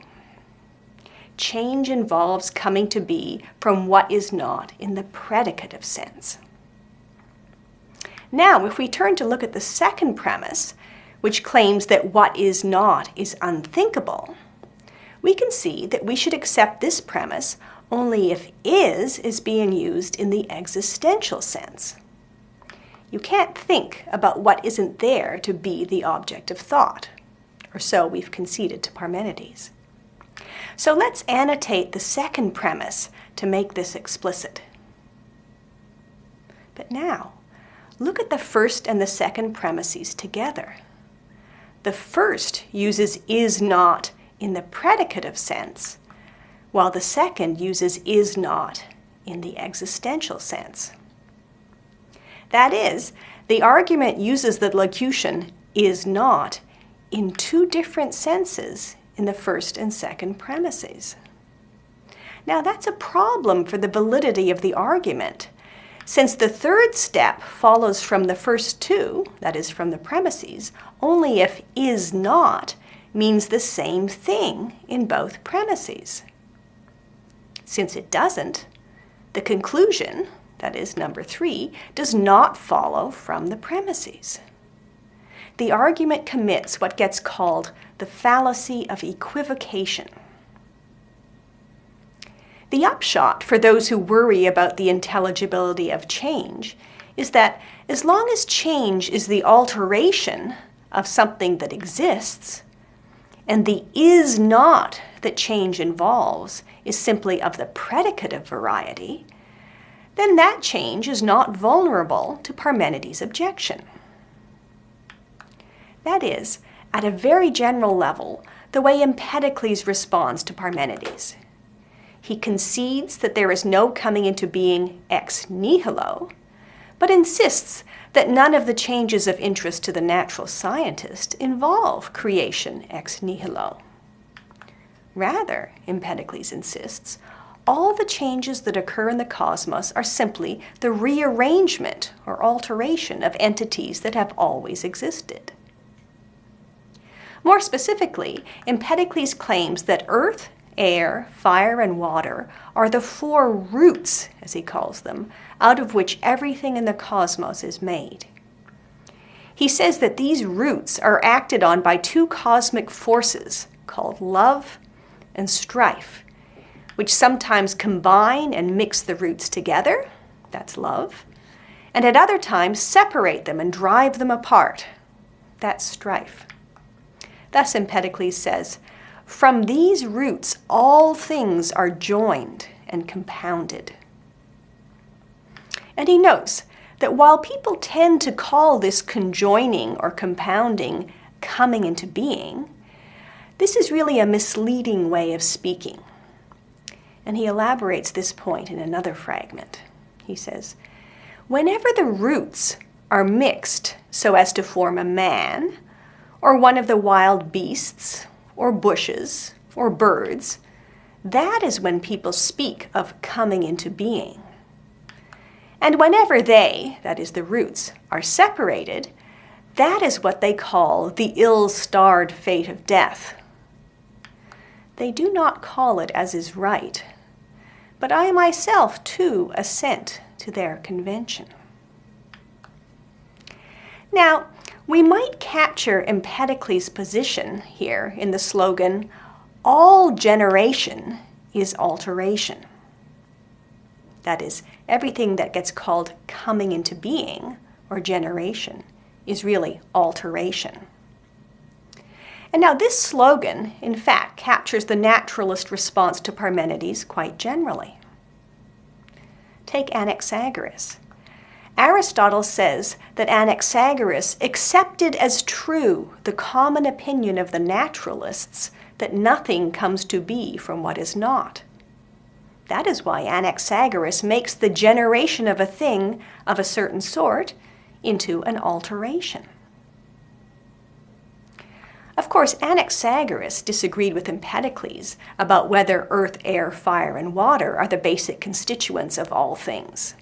He thought that organic materials like flesh, bone, and blood, and hair even, are the basic stuff out of which everything is made, and that a cosmic intelligence, which he calls nous, stirs up this stuff, combining and recombining it to constitute the people, animals, and other objects of our experience. Democritus and Leucippus, by contrast, maintain that the ultimate constituents of everything in the cosmos are atoms and the void. And they call these the full, those are the atoms, and the empty, that is the void. And as Aristotle reports their view, they declare the full and the empty to be the elements, calling the former what is, and the other what is not.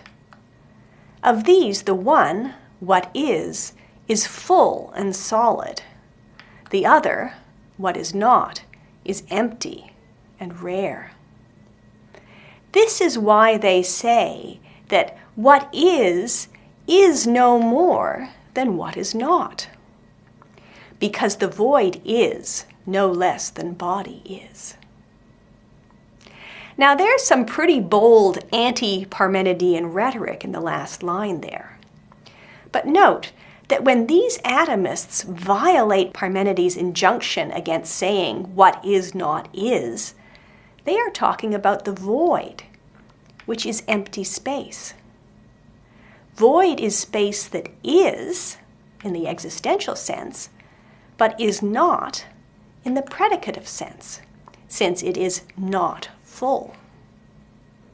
So Leucippus and Democritus, too, are taking the same general line against Parmenides that Anaxagoras and Empedocles took.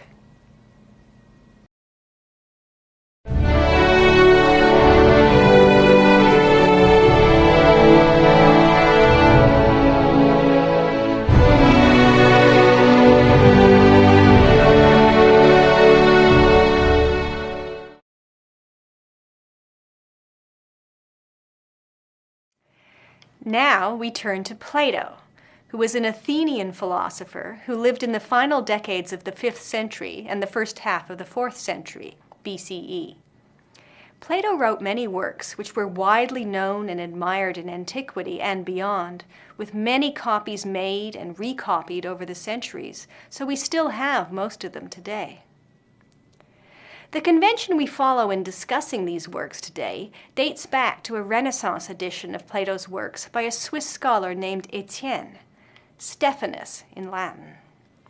Each page of Stephanus's edition is divided into sections labeled A, B, C, and so forth. Here's an example. You can see here that the Greek text on the right is accompanied by a Latin translation on the left, for the benefit of those unable to read Greek.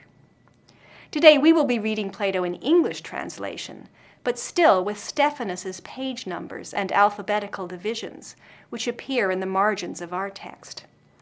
For example, if you look at the opening lines of Plato's dialogue Meno, you will see the marginal Stephanus number 70a, which tells us that it starts on page 70 of Stephanus's edition, section A. Whenever you want to refer to a passage in Plato, you cite its Stephanus number. Now, Plato's works. With a single exception, all of Plato's works are dialogues, and the main speaker in those dialogues is usually Socrates, his teacher. So who is Socrates? Socrates was another Athenian. You might call him a street philosopher. He didn't write anything, but had many followers among the well-to-do youth of Athens in the final decades of the 5th century. It seems his philosophical practice was to engage other people in conversation in public places, often with a crowd of listeners. He was a notorious and controversial figure in the public life of Athens, and was executed by the state after being tried and convicted on the charges of impiety and corrupting the youth. Plato's recreation of Socrates' defense speech at his trial is known as the Apology of Socrates. Not that Socrates is being at all apologetic for the behavior that led to the charges. Apologia is the Greek term for a defense speech at a trial. In the eyes of Plato and the other young people who were devotees of Socrates, the trial was a travesty of justice, and Socrates was a martyr to the cause of philosophy. For them, Socrates is the quintessential philosopher. So when some of these younger followers set out to write philosophical texts, they did so in the form of Socratic dialogues, conversations between Socrates and another speaker or speakers. Thus, the Socratic dialogue became a new genre for philosophical writing. Aristotle would later label the genre Socratikoi logoi. So there's our term logos again. Plato was a consummate practitioner of this new genre of writing. He is a brilliant dramatist and writer, and his portrait of Socrates is so lifelike that the philosopher virtually walks off the page. You either love him or you hate him, but you think he's real either way. Plato presents Socrates in conversation with well-known Athenians of his day, as well as with high-profile foreign visitors. As far as we can tell, virtually everyone Socrates talks to in these dialogues is a real person. Even Plato's brothers appear in the Republic. The highly realistic nature of these dialogues makes it easy to fall into the trap of thinking that they are a faithful depiction of the historical Socrates and of his philosophical conversations. However, we need to keep some critical distance here and give Plato his due as a philosopher and as a literary artist. To that end, it's helpful to compare Plato's Socratic dialogues with those written by other followers of Socrates. Unfortunately, most of these other Socratic dialogues have suffered the fate of pre-Socratic philosophy and survive only in textual fragments, if at all. But we do have a few whole works by Xenophon, which are much less entertaining to read than Plato's. If you compare the Apology of Socrates written by Plato with the one written by Xenophon, you will find that what Socrates says in response to the charges against him is very different in these two works. And the same goes for the two dialogues named Symposium by these two authors. So rather than try to figure out which apology and which symposium gives us the more accurate account of Socrates, as if these were pieces of journalism or biography, it's more fruitful to treat the Socratic dialogue as a genre in which the different writers had their own purposes in portraying Socrates as they do. Now, one of Plato's purposes in writing dialogues is to define the discipline of philosophy, and also to defend it against popular misconceptions. We can see him doing both these things in his version of the Apology of Socrates.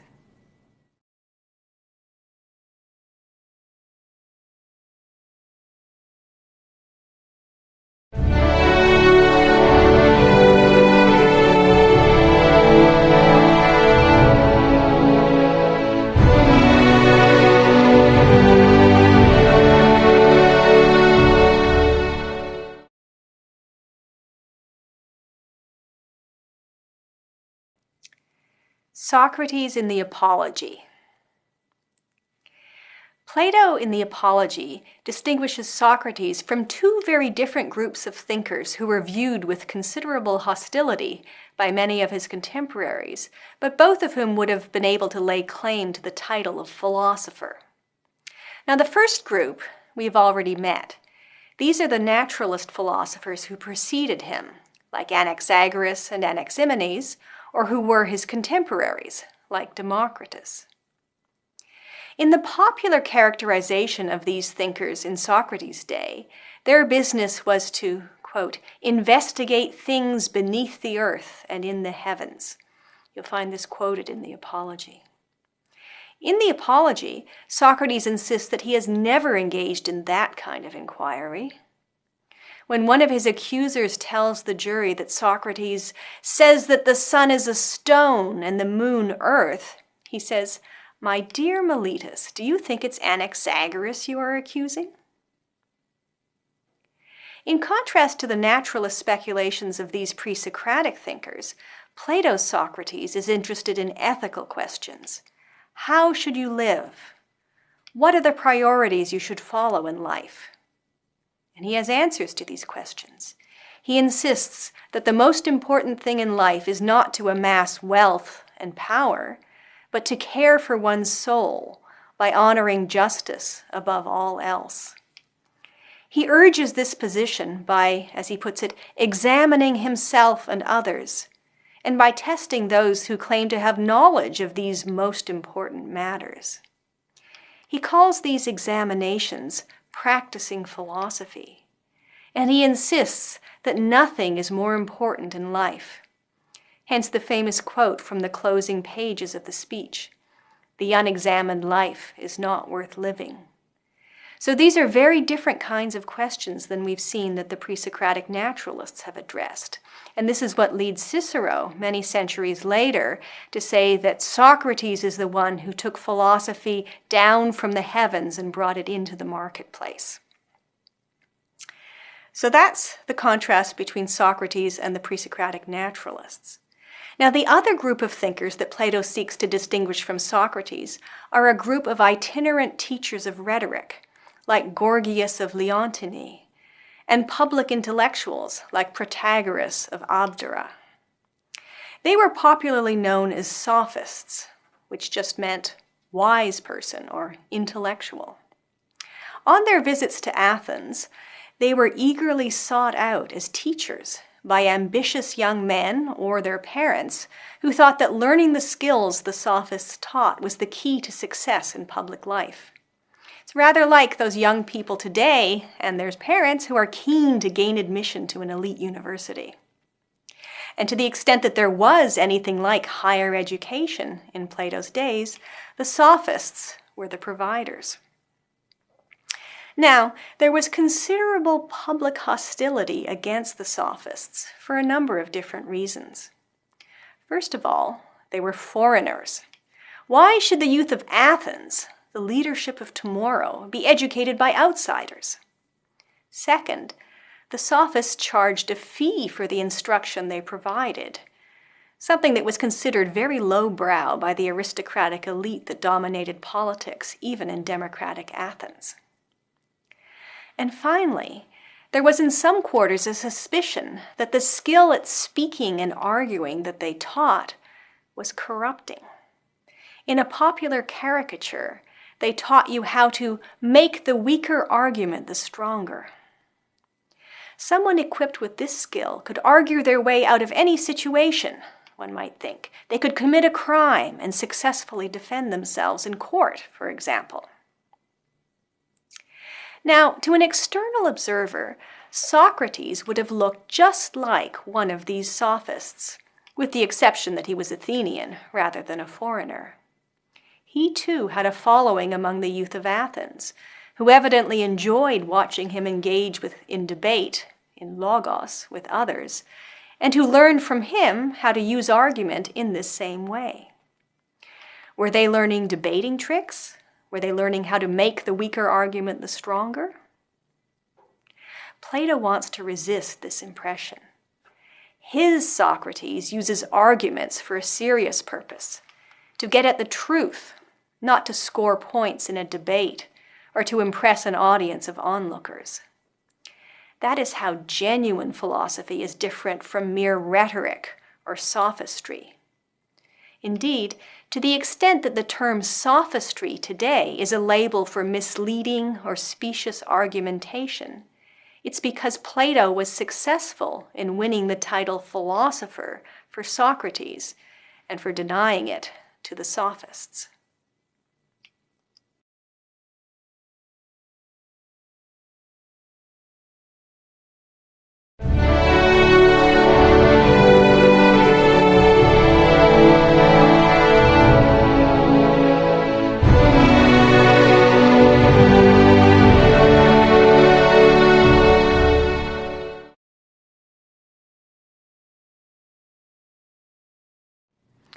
In this dialogue, we see Socrates engaged in the sort of activity that in the Apology he said gave him the reputation as a pest.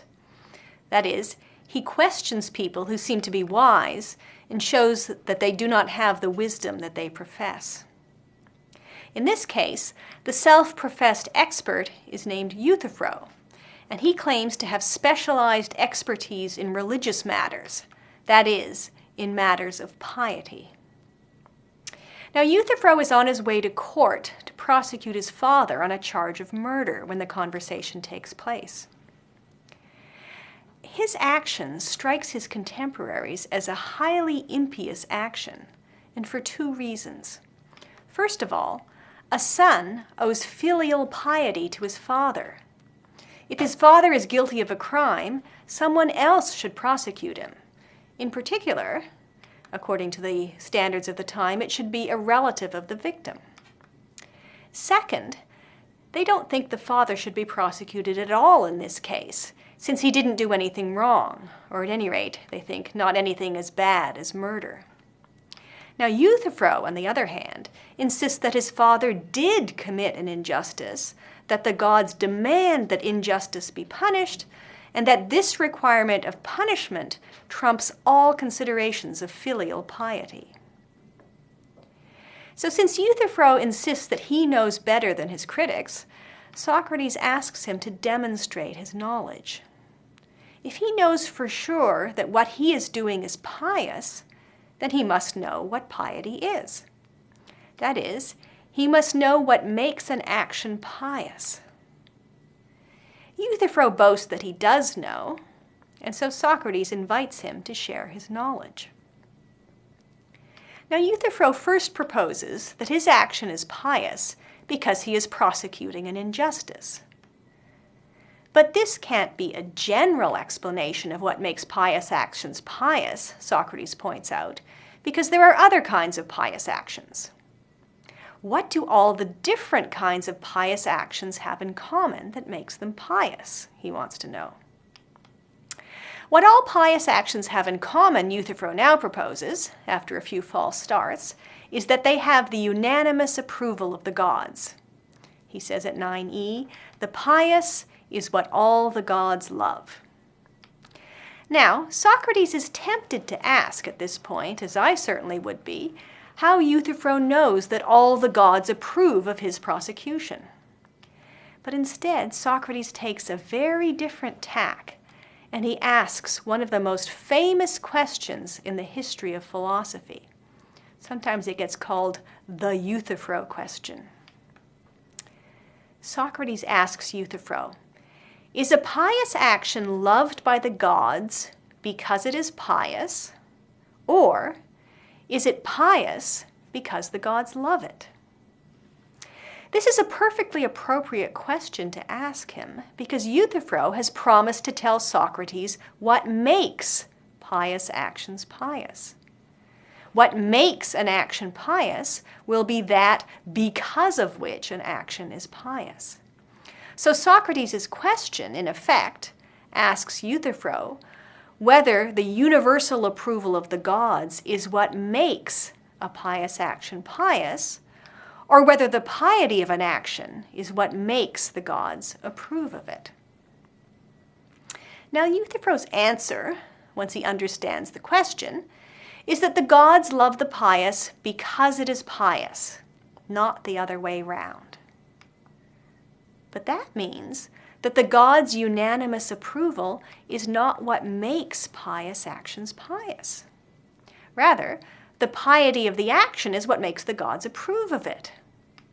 So even if it is true, as Euthyphro proposes, that the pious is what all the gods love, this doesn't provide the sort of explanation of piety that he professes to know. Euthyphro, it turns out, has nothing to say about what makes actions pious. Now, you might feel like protesting. Euthyphro should have given the other answer to the question. He should have said, pious actions are pious because all the gods love them. Then Socrates would not have been able to trip him up. But this isn't a game like chess, where the point is to make whatever move saves you from checkmate. Arguments, when pursued as part of genuine philosophical inquiry, rather than as a refutation game or a contest for superiority, need to have premises that you actually believe. So Euthyphro has to answer the question with what he actually believes.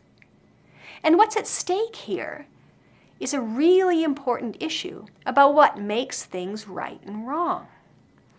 This issue gets somewhat obscured in the dialogue because it's stated as a question about piety.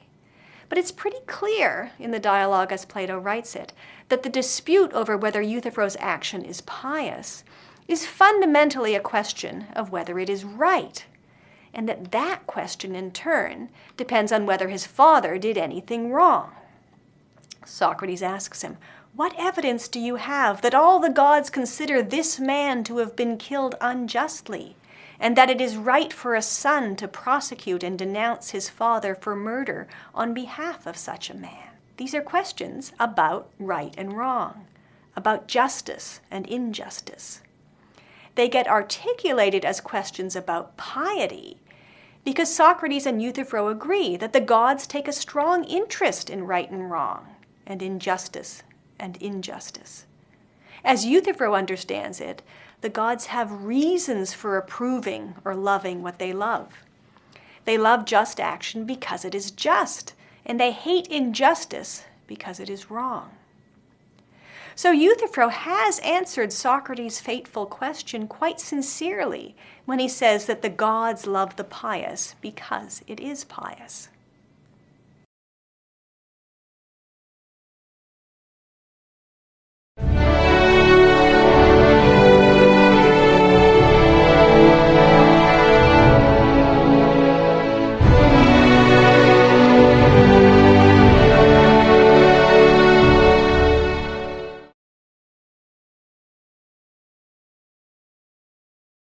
Morality and religion.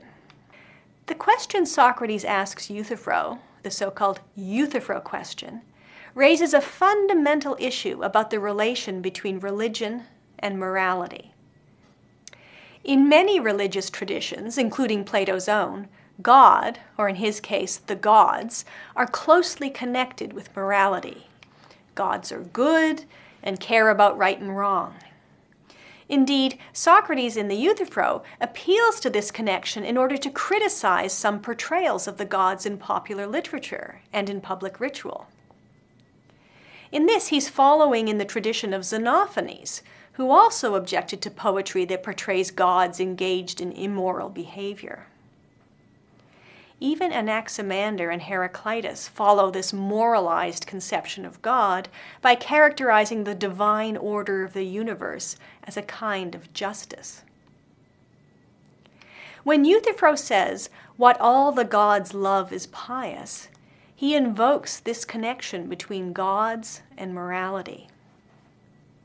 When Socrates asks him whether the gods love pious actions because they are pious, or the other way around, he invites him to reflect on the nature of that connection. Does the connection between gods and morality reveal the nature of morality about what makes things right and wrong, or does it rather reveal a deep truth about the nature of the gods, that they care about right and wrong, that they are perfectly moral beings? Plato thinks that his contemporaries, even oddballs like Euthyphro, are committed to the latter answer. And he thinks this is the correct view to take. The gods are good and rational, and what they love and hate for the right reasons. But then their loves and hates, or even their commands and prohibitions, will not be what makes things right and wrong. If we want to understand the nature of right and wrong, of just and unjust, pious and impious, we will have to turn elsewhere. It must be something about the actions themselves, not the attitudes of the gods, that makes them right or wrong. Consider how our conception of the gods would have to change if we thought their approvals and disapprovals were what made things right and wrong. Suppose you've done something to incur the wrath of God.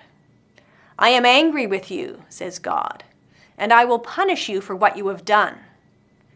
"But what have I done wrong?" you will ask. "Why am I being punished?" "For cruelty to others," God might say. "But what's wrong with that?" you might ask. "I don't approve of it," says God.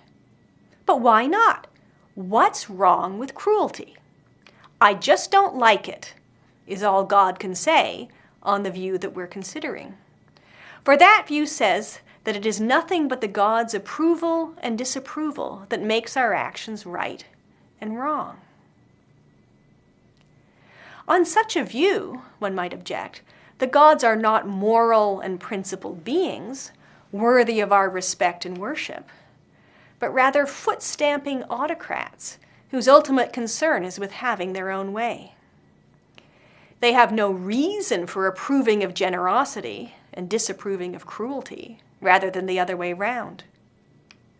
Morality looks entirely arbitrary on such a view. And the gods don't come out looking very good either. This is, in fact, one of the morals of the final section of the Euthyphro, where Socrates invites Euthyphro to explain the relation between piety and justice. Yes, the gods demand certain things of us and reward and punish us accordingly, but what is the point of their demands? What good and great project are they trying to accomplish in which they are enlisting our cooperation? Socrates asks. All Euthyphro can come up with is that we are doing what pleases the gods, an answer that both he and Socrates recognize as unsatisfactory. The moral Plato intends us to draw is that piety and justice may be pleasing to the gods, but that isn't what makes things pious or just.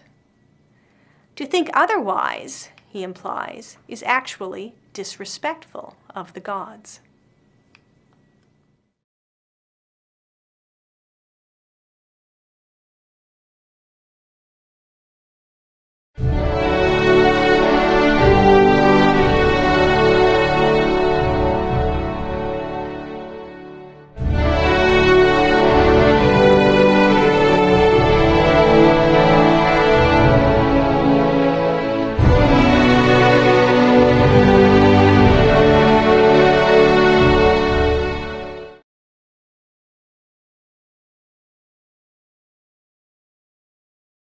In the Meno, we find Socrates in conversation with Meno, who is a young aristocrat from Thessaly who is visiting Athens.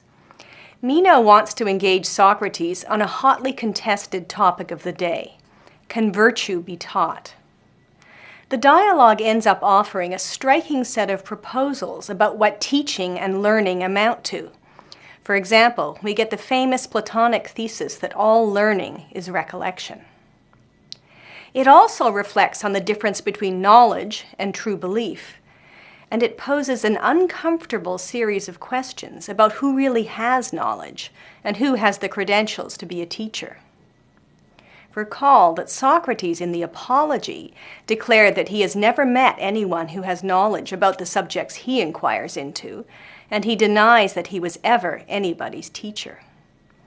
He reiterates these themes here in the Meno, but this time in the context of a theory of teaching, learning, and knowledge. These topics belong in the area of philosophy known as epistemology. That's from the Greek term for knowledge, episteme. Once we get a grasp of the epistemology Socrates is expounding, we'll be in a position to understand more precisely what he means and what he does not mean when he denies that he is a teacher and disavows knowledge of the subjects he inquires into. But before we get to these epistemological matters, let's pay some attention to the question that gets the discussion started. Can virtue be taught? What does Meno mean by virtue? Now, as we tend to use the term virtue today, it can be fairly narrow and moralistic, with connotations of self-denial or self-sacrifice. You might say, well, that was very virtuous of you. The way we use it, it invokes qualities that we might admire in others, but does not encompass everything that we might aspire to for ourselves. For example, we might want to be good people, that is, virtuous people, but we might also want to be successful in life. But this narrow conception of what virtue is, the way we tend to use it, is not at all what Meno has in mind. The Greek term translated virtue is arete, which one might also translate excellence or greatness. It encompasses everything you might aspire to yourself, not just what you might admire in others. It's an object of ambition, not just an ideal to which one pays lip service. Be all you can be, or strive for excellence, would be slogans of arete. Now, Plato's Socratic dialogues are full of ambitious young men who are eager to acquire arete. And by arete, they have in mind the qualities of a respected and powerful political leader. They aspire to the status of Themistocles and Pericles. These were revered Athenian statesmen of the early 5th century, under whose leadership Athens first repelled the Persian invasion and then became a wealthy imperial power. The greatness attributed to these political leaders of the past is what seekers after arete want for themselves. So with this understanding of the kind of virtue, or arete, sought by Meno and his contemporaries, we can say, in a more contemporary American idiom, that the seekers after virtue that we find in Plato's dialogues are not like the young people today who want to join the Peace Corps or teach for America, but they're more like those who want to run for president. It's not a life of serving the public or the common good that they aspire to, but rather one of power and leadership. Note that when Socrates pushes Meno to articulate what he thinks virtue consists in, Meno proposes that it's the ability to rule over people. So that's the kind of virtue that Meno aspires to. Now, when Pericles and other revered statesmen of the past are thought of as exemplars of virtue, it is as wise and capable leaders who know how to defend the city, to advance its interests, and to benefit the citizens. All of these things, in fact, are things we look for today in candidates for political office. We may consider this set of qualifications for public office a kind of knowledge or wisdom, and so did Plato's contemporaries. Thus, the question of whether virtue could be taught was, at least in part, the question of how one comes to be as wise as Pericles, or, on a more societal level, how to cultivate this knowledge in the next generation.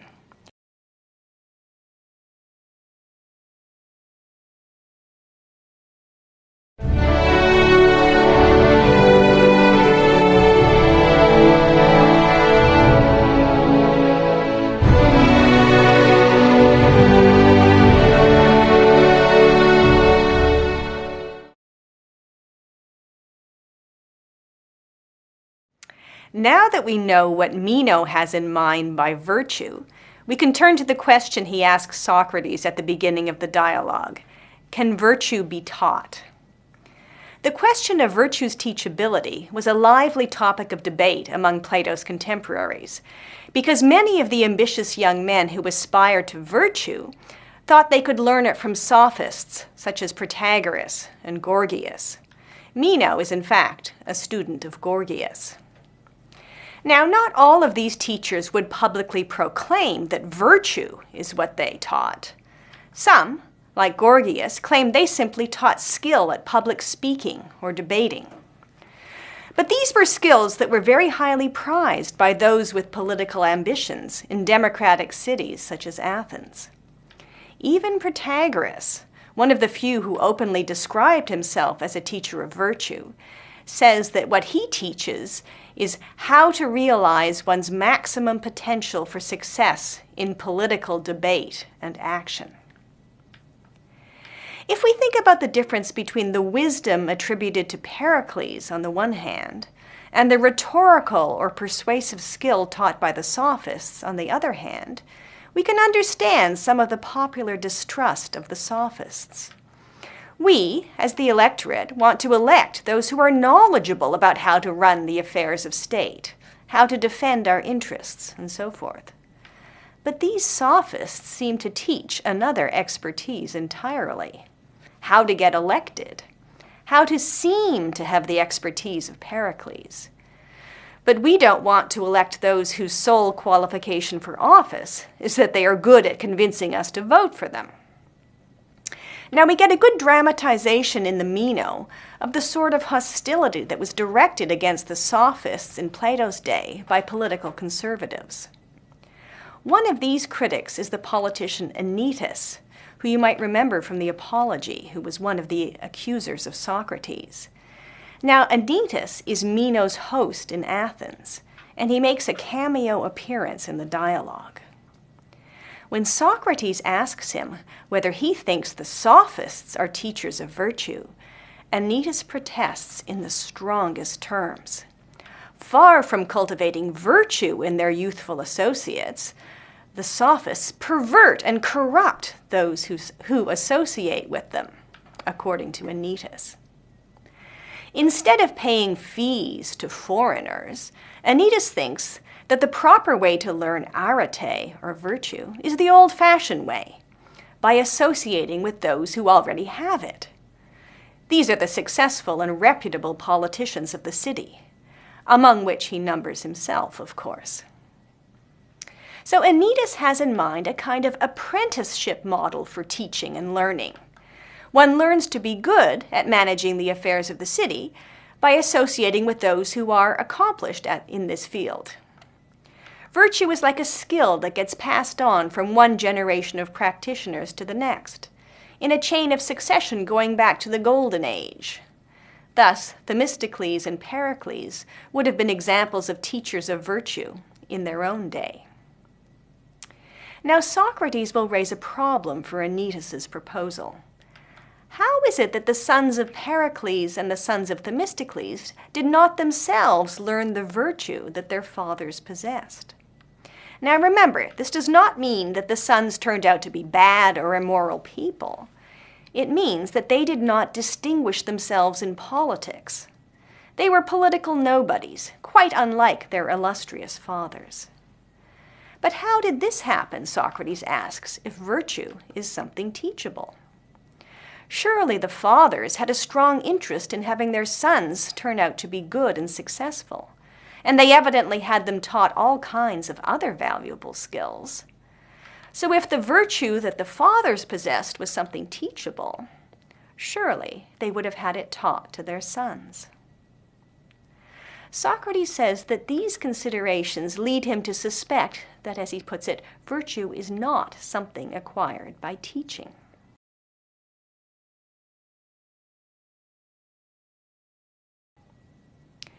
Now, what Socrates means by teaching is something very different from what Meno and Anytus have in mind.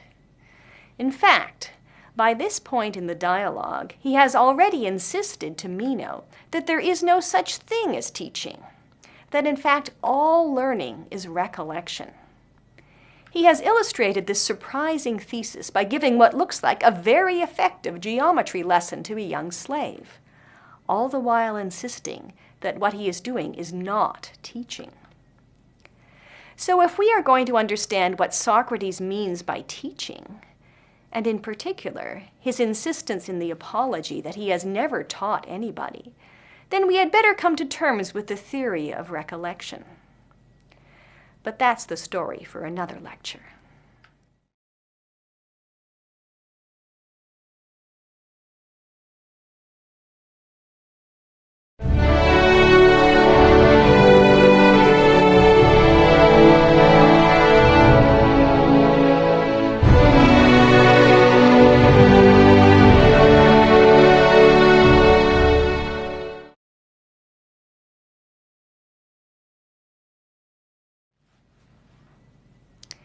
When Meno asks Socrates whether he thinks virtue is acquired by teaching, Socrates immediately insists on addressing a prior question.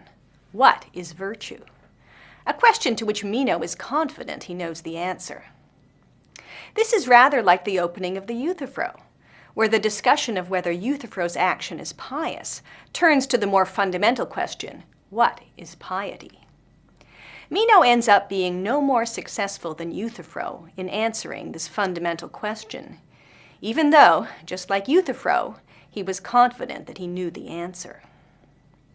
As in the Euthyphro, Socrates asks Meno to demonstrate his professed knowledge of virtue by stating what it is that is the same in all cases of virtue.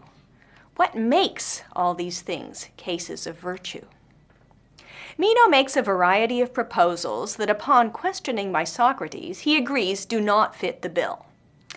Either he produces a list of different virtues rather than a single thing, or he proposes something like ruling others and acquiring wealth that he agrees isn't always virtuous, since you can do these things unjustly.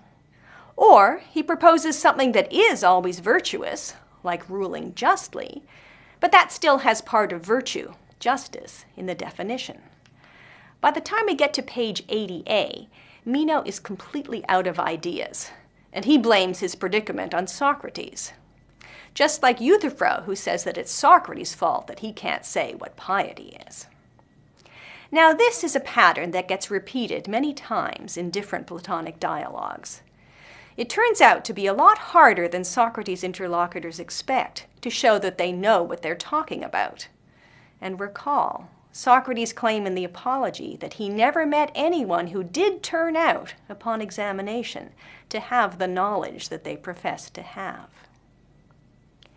Now, one might wonder, at this point, whether Socrates' philosophical method of cross-examination, it gets called elenkos, is a purely negative method, capable only of debunking claims to knowledge, but unable to yield knowledge by finding suitable answers to questions like, what is virtue? This is a worry that Plato takes up in the dialogue Meno, where he has Socrates explain how his method of inquiry can achieve positive results.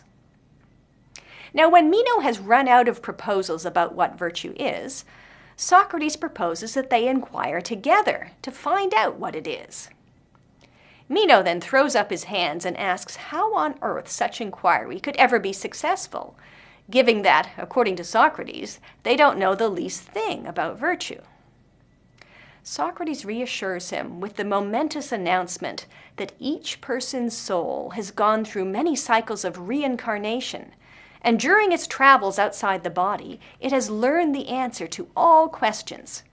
So inquiry is simply a matter of recalling what we already know, even if we've temporarily forgotten it. To illustrate what he means by saying that successful inquiry is simply a matter of recollecting what we already know, Socrates poses a geometry problem to a young slave in Meno's retinue. He invites Meno to observe the slave as he recollects the correct answer. I'm not teaching the boy, Socrates claims. All I am doing is asking him questions, and he is recollecting what he knew before. Now let's take a closer look at what happens here and see whether we believe Socrates. Socrates starts by constructing a square that is 2 feet by 2 feet, and he asks the slave to calculate its area. He indicates a variety of strategies for doing this, and the slave correctly calculates that the area is 4 square feet. Socrates then asks what the area of a square would be if it was twice the size. The slave correctly answers that it would be 8 square feet. Socrates now poses his main question. How long is the side of that 8-foot square? In effect, he is asking for the square root of 8. Not an easy question to answer. Do you know what the square root of 8 is? The slave first thinks that the answer is easy. The 8-foot square, since it is double the area of the 4-foot square, must have a side double in length. Since the 4-foot square has a 2-foot side, the 8-foot square must have a 4-foot side. Are you sure this is what you think? Socrates asks him. He constructs the square the slave has proposed, with sides twice as long as those of the 4-foot square. And he gets the slave to see that this square contains 4 squares the size of the original square. Thus, it is not twice as big as desired, but 4 times as large. The slave now recognizes that 4 feet is too long for the side of the 8-foot square, and he casts about for a different answer. Well, it's got to be bigger than 2 on the original square, and less than 4, which was too big, so he proposes that 3 is the side of the 8-foot square. Socrates now constructs the square that is 3 feet by 3 feet, and he asks the slave to calculate its area. 3 times 3 is 9. So once again, too big, since the target area is 8. The slave is now completely stymied. He has no idea what answer to give, just as Meno was when he ran out of proposals about what virtue is. Now the important part begins, because Socrates has promised to show Meno how one can arrive at a correct answer to a question by this method of inquiry, not just refute wrong answers. So here goes the positive inquiry. Once again, Socrates insists that he is only asking questions, not teaching. He goes back to the result of the first wrong answer, the square with the 4-foot side, which turned out to be twice as big as the target square. He cuts each of the 4 constituent squares in half, and recall, half of this oversized square is what they're looking for. He thereby constructs a square that is the target size. He gets the slave to realize this by asking him to count up the number of constituent triangles in the newly created square. There are 4 of them. And to compare them to the number of triangles in the original square. 2. The slave now sees that they have constructed the square double in area to the original square. Even though he is not able to state how long the side is, it is, after all, an irrational number, he is able to point to the line on which it is constructed. Socrates gives him a name or a label to attach to that line. He calls it the diagonal. It's what we would call the hypotenuse of a right-angled triangle. With this label, the slave now can articulate the correct answer. A square double in area to a given square has its side the length of the diameter of the original square. The slave has in effect learned a special case of Pythagoras' theorem, that the square on the hypotenuse of a right-angled triangle is the sum of the squares on the opposite 2 sides.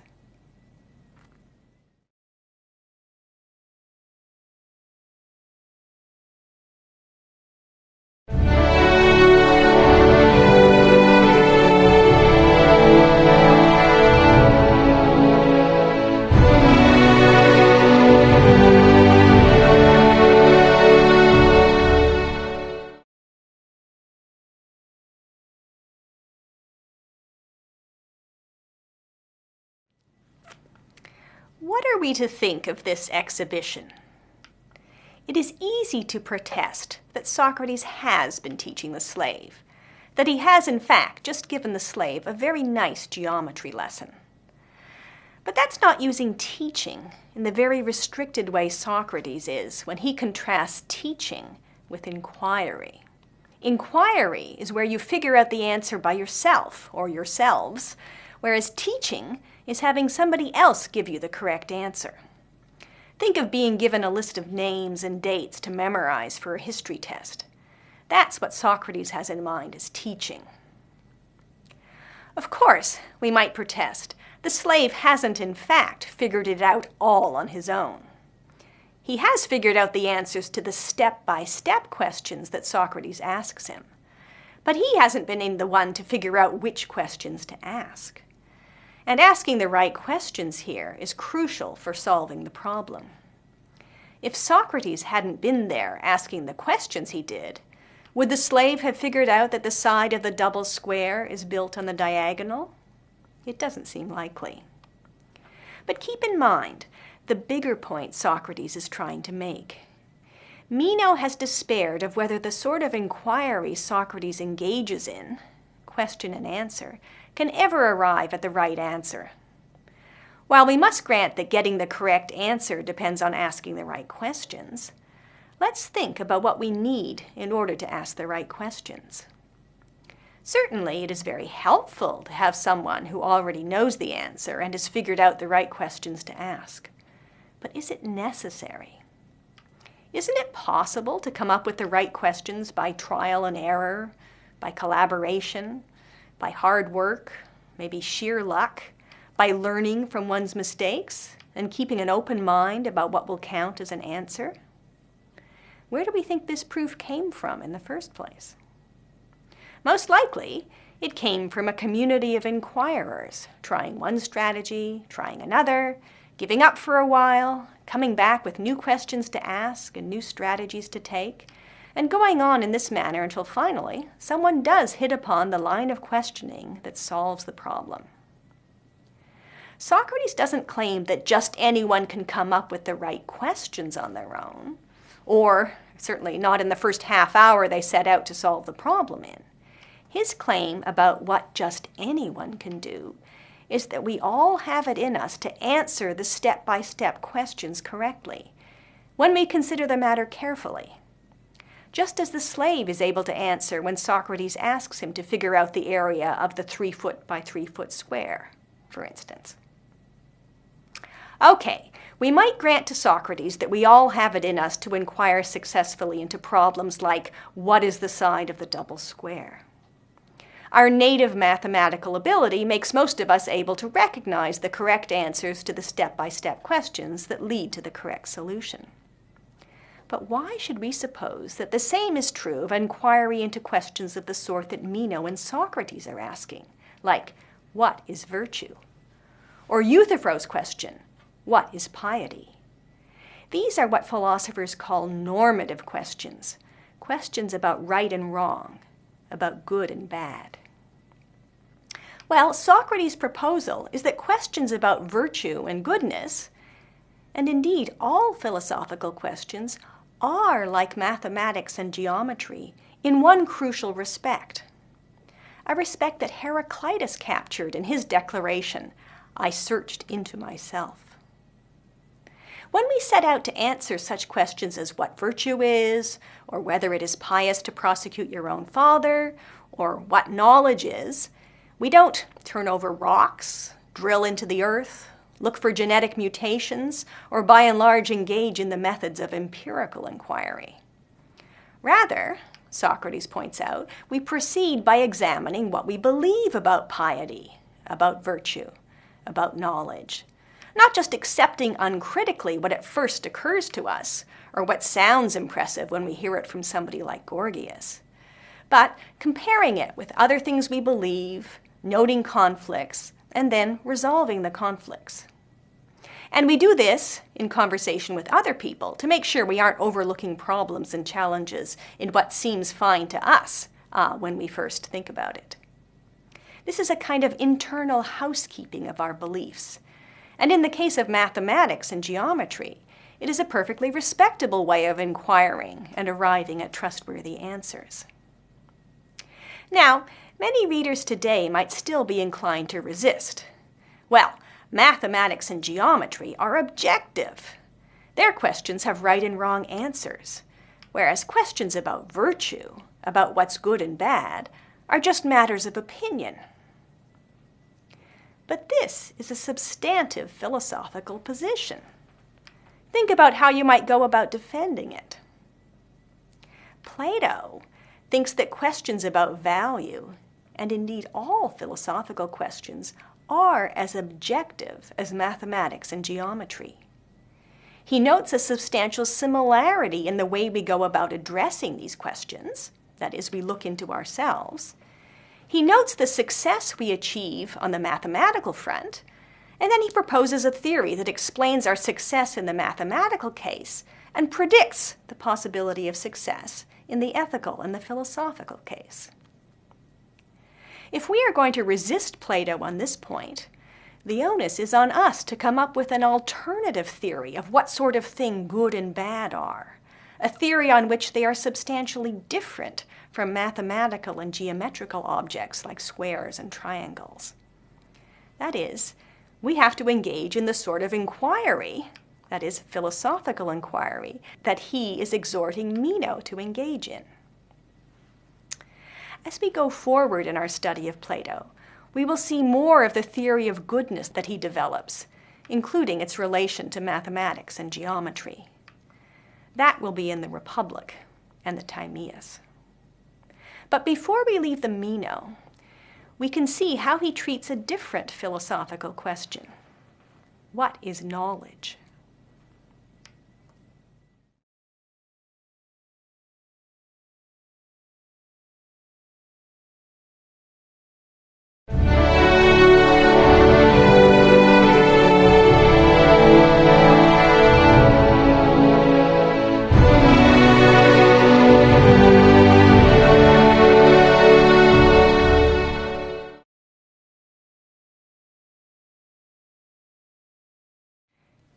When Meno opens the dialogue by asking whether virtue can be taught, Socrates replies that he does not know the answer to this or any other question about virtue because he does not know what virtue is. He explains with an example. If I don't know who Meno is, how could I know anything about him? For example, whether he is good-looking or wealthy or of noble birth, all of which are in fact true of Meno. Socrates here invokes a principle that sometimes gets called the priority of definition. If I don't know what X is, then I don't know anything about X. This is the principle that Meno thinks makes inquiry impossible. After he has come to the realization that he does not in fact know what virtue is, and Socrates invites him to inquire into the matter, he throws up his hands in exasperation. How are you going to manage to inquire into what virtue is if you don't know anything about it? How are you going to get started? And how will you know if you've found what you're looking for? We can appreciate Meno's point by thinking about Socrates' own example. If I want to find out who is Meno, how am I going to do that if I don't know what he looks like, where he lives, where he goes, or something like that, if I don't have anything to go on? We can reconstruct Meno's reasoning as follows. If I don't know what X is, I don't know anything about X. That's the priority of definition. Step 2. If I don't know anything about X, then I can't inquire successfully into what X is. This is what Socrates elaborates as the Aristotle argument at 80e. Step 3. So, if I don't know what X is, I can't inquire successfully into what X is. This argument gets called the paradox of inquiry. We only inquire into what we don't know, but if we don't know something, then inquiry into it can never be successful. Socrates offers the theory of recollection to show that the conclusion to this argument is false. Inquiry into what we don't know can succeed, as shown by the case of the slave. Somebody who doesn't know the length of the side of the double square is nonetheless able to inquire into the matter and find the correct answer. Now, if the conclusion to the argument is false, there has to be something wrong with the argument leading up to it. The argument has two premises, from which the conclusion, the third step, seems to follow validly. So one of the premises has to be false. Is it the first one, the priority of definition? Meno seems to think so. Or is it the second step? If we examine Socrates' commentary at the end of the geometry episode, we'll see that he thinks that this step of the argument is the culprit. So after questioning the slave about geometry, Socrates turns to Meno and asks, "What do you think, Meno? Is there any belief that he gave as an answer that was not his own?" Meno, "No, they are his own." Socrates, "And yet he did not know the answer, as we said a short while ago." Meno, "That's right." Socrates, "But these beliefs were in him at least, were they not?" Meno, "Yes." Socrates, "So the one who does not have knowledge about whatever things he does not know has true beliefs in him about the things he does not know." Meno, "Apparently." Socrates, "And now, by contrast, these beliefs have been stirred up in him like a dream. But if someone asks him these same questions many times and in many ways, you know that in the end he will have knowledge of them that is no less exact than anyone else's." Meno, "So it seems." Socrates here makes a distinction between knowledge and true belief. The slave didn't have knowledge at the start of the inquiry, and in fact, he still doesn't have it, according to Socrates, but he did have true beliefs about squares, lines, areas, and so forth. These true beliefs enabled him to answer Socrates' step-by-step questions and eventually arrive at the correct solution to the problem, that the double square is built on the diagonal. Now, since premise 2 in the argument says that knowledge is necessary for successful inquiry, while in fact, all we need to inquire successfully is true belief, then that premise is false. It wasn't the priority of definition that generated the false conclusion, since on closer examination we can see that it talks only about knowledge, not about inquiry. Rather, it's a failure to distinguish between knowledge and true belief that did the damage. Now, knowledge and true belief are two different ways of getting things right. Even if we don't have any knowledge about something when we start out inquiring into it, we can still have true beliefs about it. And on the basis of these, we can generate further true beliefs, eventually arriving at the answer to our original question. To Meno's challenge, how are you going to manage to inquire into what virtue is if you don't know anything about it? Socrates' answer is, I may not know anything about virtue, but you and I both have true beliefs about the subject, and so that's how we can make progress. To return to the original example, if I don't know who Meno is, I can't know anything about him, according to the priority of definition, but I can still have true beliefs about what he looks like, where he lives, and so forth, and those true beliefs can be enough to get inquiry going in the right direction.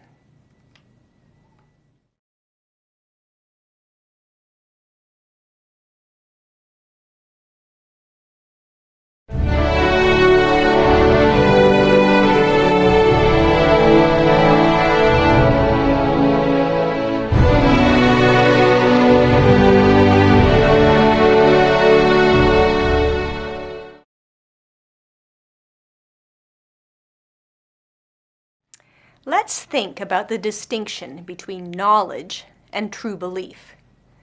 This is a topic in epistemology. Remember what that word means? It's relatively easy to distinguish between knowledge and belief, since you can believe things that aren't true, but you can't know things that aren't true. But that won't help to distinguish between knowledge and true belief.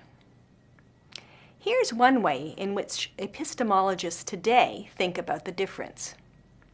Suppose I believe that 317 is a prime number. As a matter of fact, it is. So my belief is true. But suppose I believe this because I think that every odd number is prime, or because I've memorized a list of what I've been told are prime numbers, but they are really numbers of winning lottery tickets. We'd be disinclined to say, in that case, that my true belief that 317 is prime counts as knowledge, because it seems entirely accidental that I got it right. Knowledge is a way of getting things right for the right reasons or by the right methods. But true belief can come about by any method, reliable or unreliable. So that's one way of distinguishing between knowledge and true belief. How does Socrates distinguish them?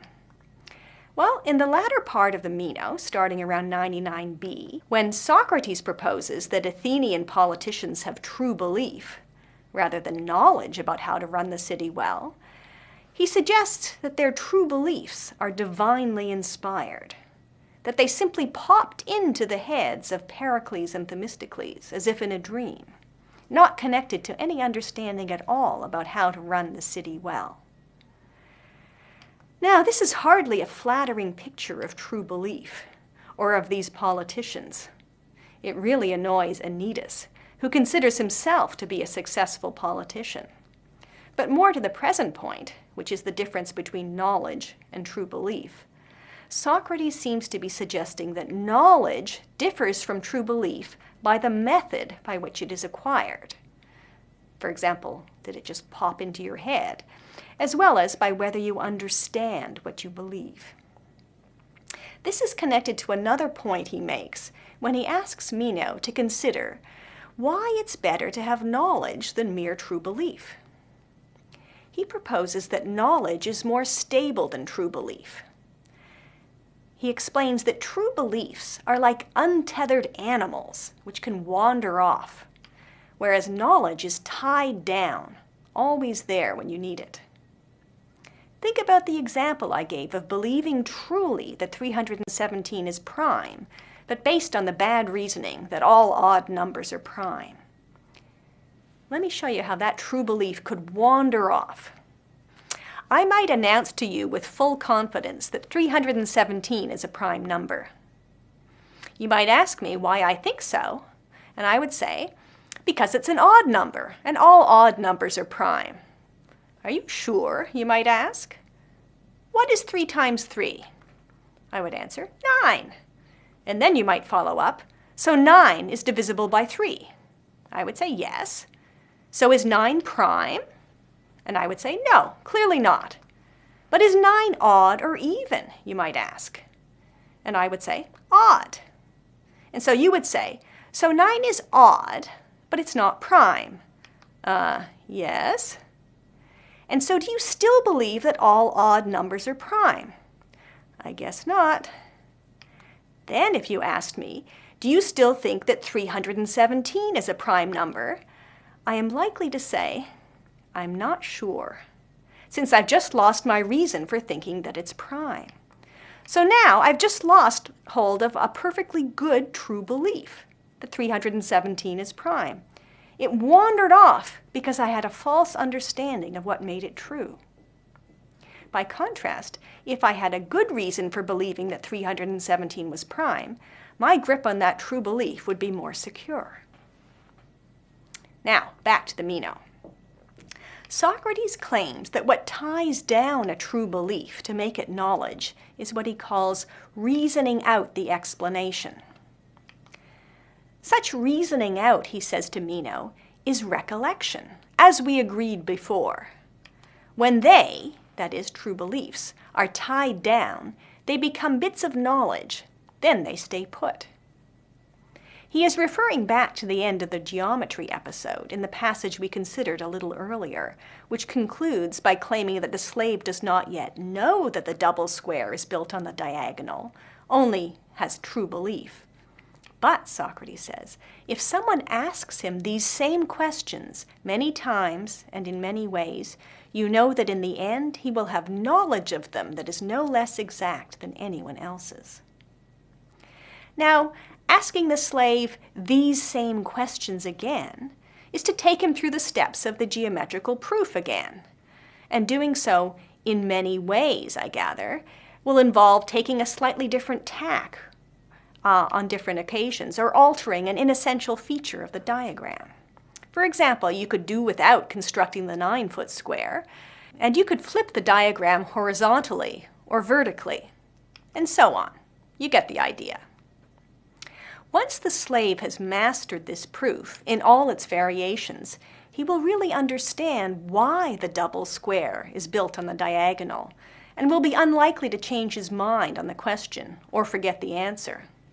He'll be in a much better position than someone who has memorized the answer, along with a bunch of other formulas for a geometry test, but forgets the answer after the course is over, and maybe even before that, after the exam is over.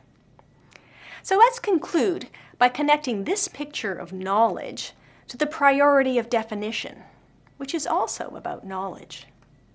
If I don't know what X is, then I don't know anything about X. Now that we know to be on the lookout for the distinction between knowledge and true belief, we can see that this principle allows us to have true beliefs about whether virtue is teachable, even if we don't know the answer to the hard question, what is virtue? But the principle does indicate that if we have true beliefs about virtue, what will make them knowledge, rather than mere true belief, will depend on having an answer to that definitional question. Indeed, it will depend on knowing that answer. When we turn next to the Republic, we will get a fuller picture of what Plato thinks the answers to these definitional questions are like, as well as what it takes to gain knowledge of them.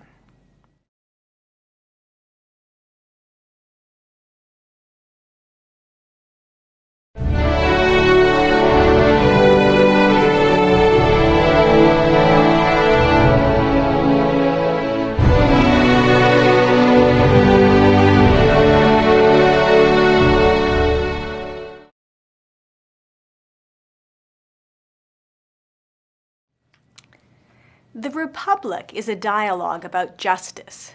It's a pretty long dialogue. It's 10 books long. The first book asks what justice is, and like the Euthyphro, the Meno, and other dialogues that pose similar questions, it fails to come up with a satisfactory answer. In the other 9 books, though, Socrates offers a sketch of how he thinks we could answer that question. Now, by justice, Socrates and his interlocutors have in mind interpersonal standards of behavior, the sorts of things we would put in the categories of not lying, stealing, cheating, of giving others their due and not taking what doesn't belong to you. Thus, justice, as he's thinking of it, encompasses a lot of what we would classify as questions of right and wrong.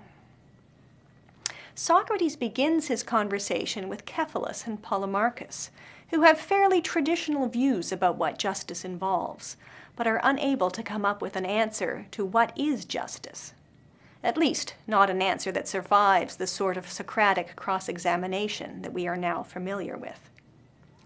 Cephalus thinks that justice is simply a matter of telling the truth and paying your debts. But this won't cover all cases of just behavior. Giving everyone their due, recommended by the poet Simonides, won't do either, since it doesn't specify what counts as giving someone their due. And Polemachus's various attempts to spell this out, including the proposal that it is helping friends and harming enemies, fail under Socratic examination.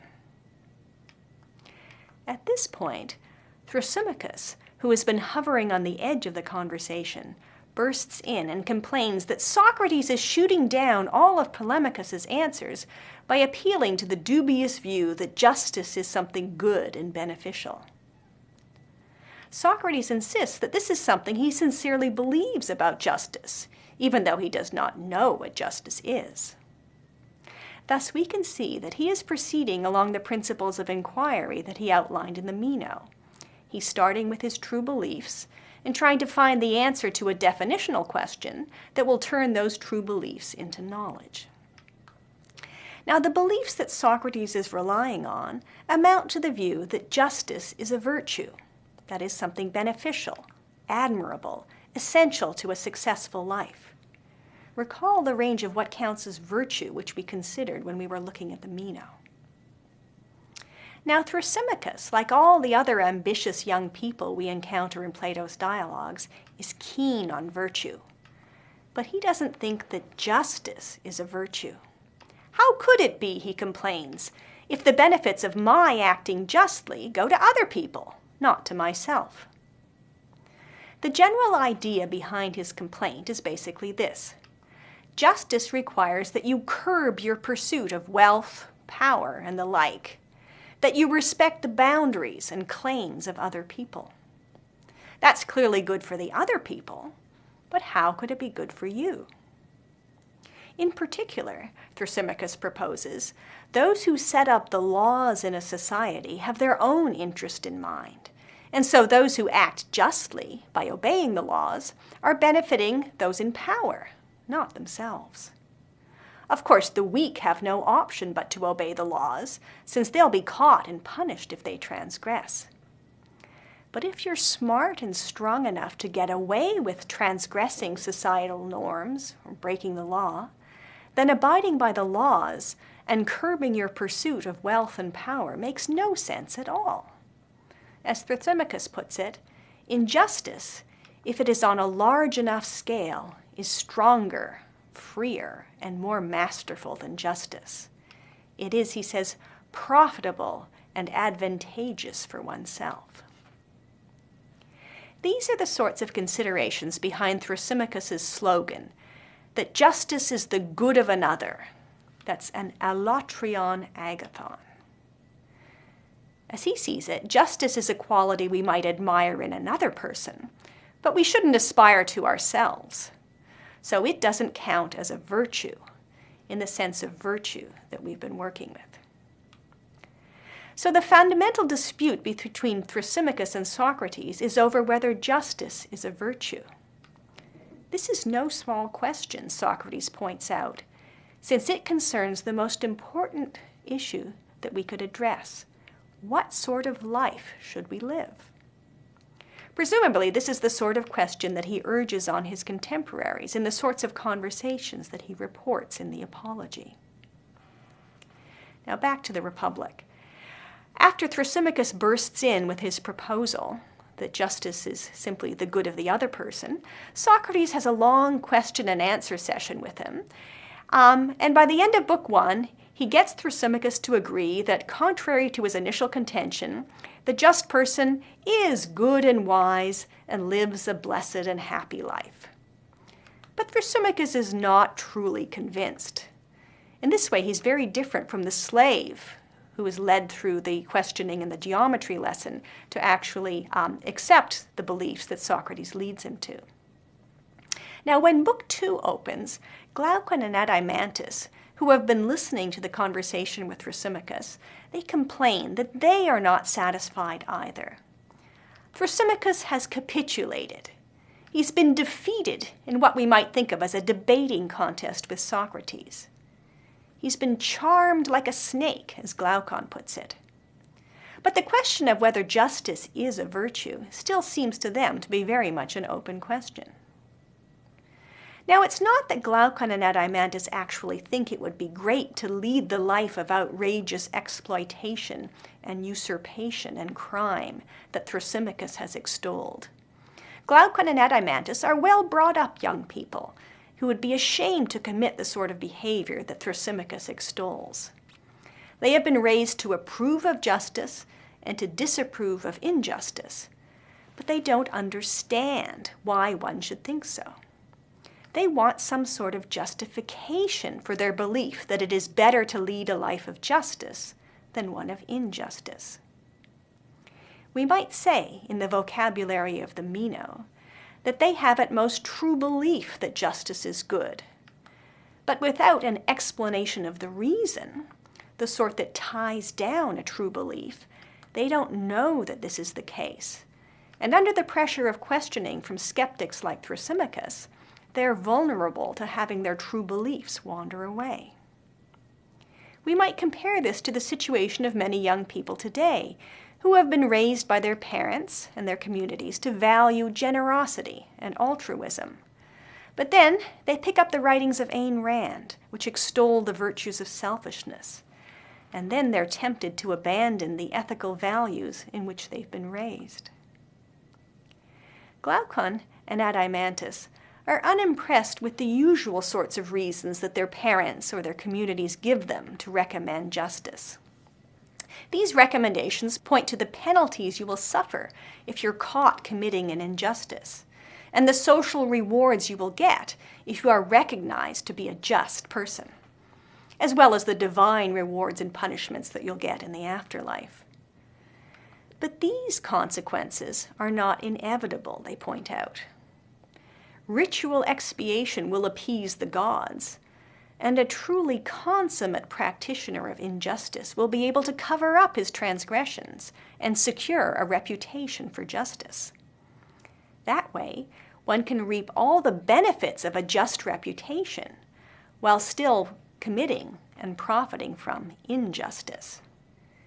If you could do that, why would you want to stick to justice? The core of the challenge brought by Glaucon and Adeimantus is that no one has given them any reason to suppose that justice in itself is something good to have. If we have only our ordinary understanding of what justice is, that it involves self-restraint, curbing our pursuit of obviously desirable things like wealth and power, then it seems to be good only in the way that going to the dentist is good, something we do only to avoid worse consequences. That's the moral of the Ring of Gyges story that Glaucon tells. Socrates agrees to take up the challenge. Over the course of books 2, 3, and 4 of the Republic, he develops an elaborate account of justice and injustice, on the basis of which he thinks he can show that the life of justice is always preferable to injustice, even if it goes unnoticed and unrewarded by the gods and by one's fellow citizens. That's a pretty tall order to fill, and will be the topic of another lecture.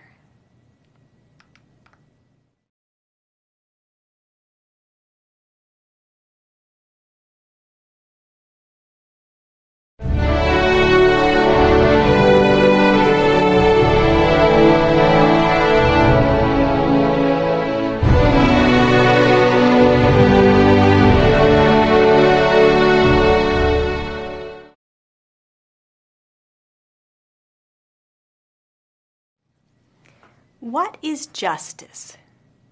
When Socrates sets about to sketch an answer to this question, he notes that we can talk about justice in two different contexts. There is political justice and injustice on the one hand, where we call a society just or unjust, and we also talk about just and unjust people. Glaucon and Adeimantus, who've asked Socrates to define justice and show that it's something good and beneficial, are interested in the just person. But Socrates proposes that it will be easier if they first look at the political case. What is justice in a city, in a polis, that is, in a self-governing political community? Socrates thinks we can figure out what justice is in a city by figuring out, what is a city for? Why do people join together to form communities? Well, he proposes, it's to make it easier to satisfy our basic needs and desires for food, clothing, and shelter, and even to satisfy more extravagant desires for luxuries, art, and entertainment. Try to supply all of that for yourself if you live isolated from other human beings, where you grow your own food, repair your own roof, supply your own energy, make your own pots and pans, clothes, furniture. You write your own books, produce your own music, treat your own infections, deliver your own babies, and so on.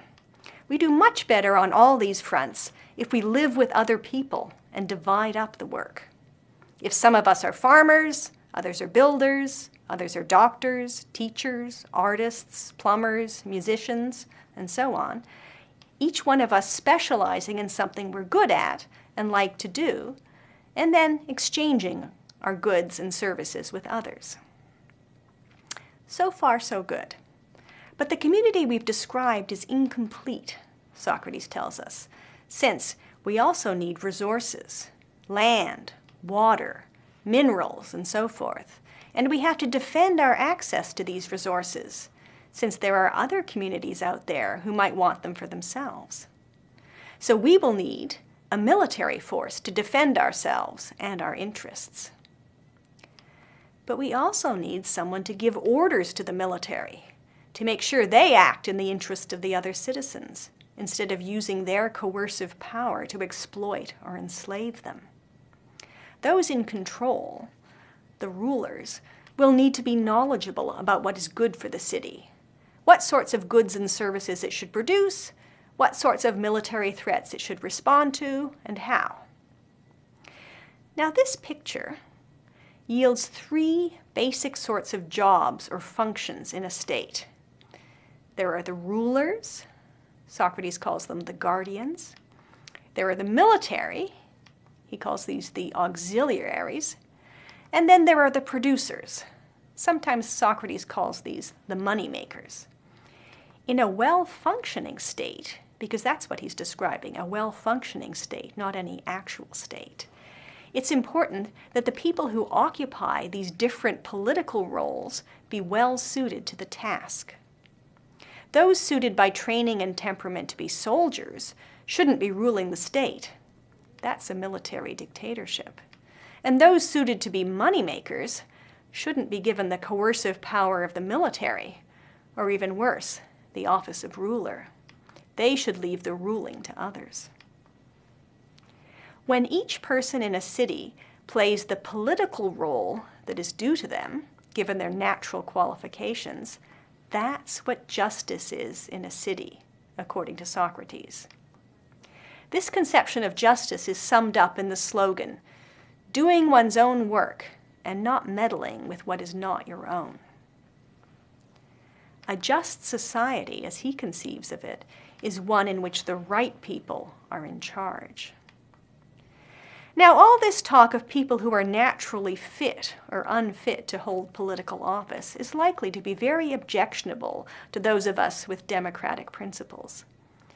But we can set aside that sort of objection for now if we turn from the case of the city to the analogous case of the individual person, where the claim, I think, is much less objectionable. In the picture that Socrates will draw of the human psyche, or soul, it is really important that the right element be in charge.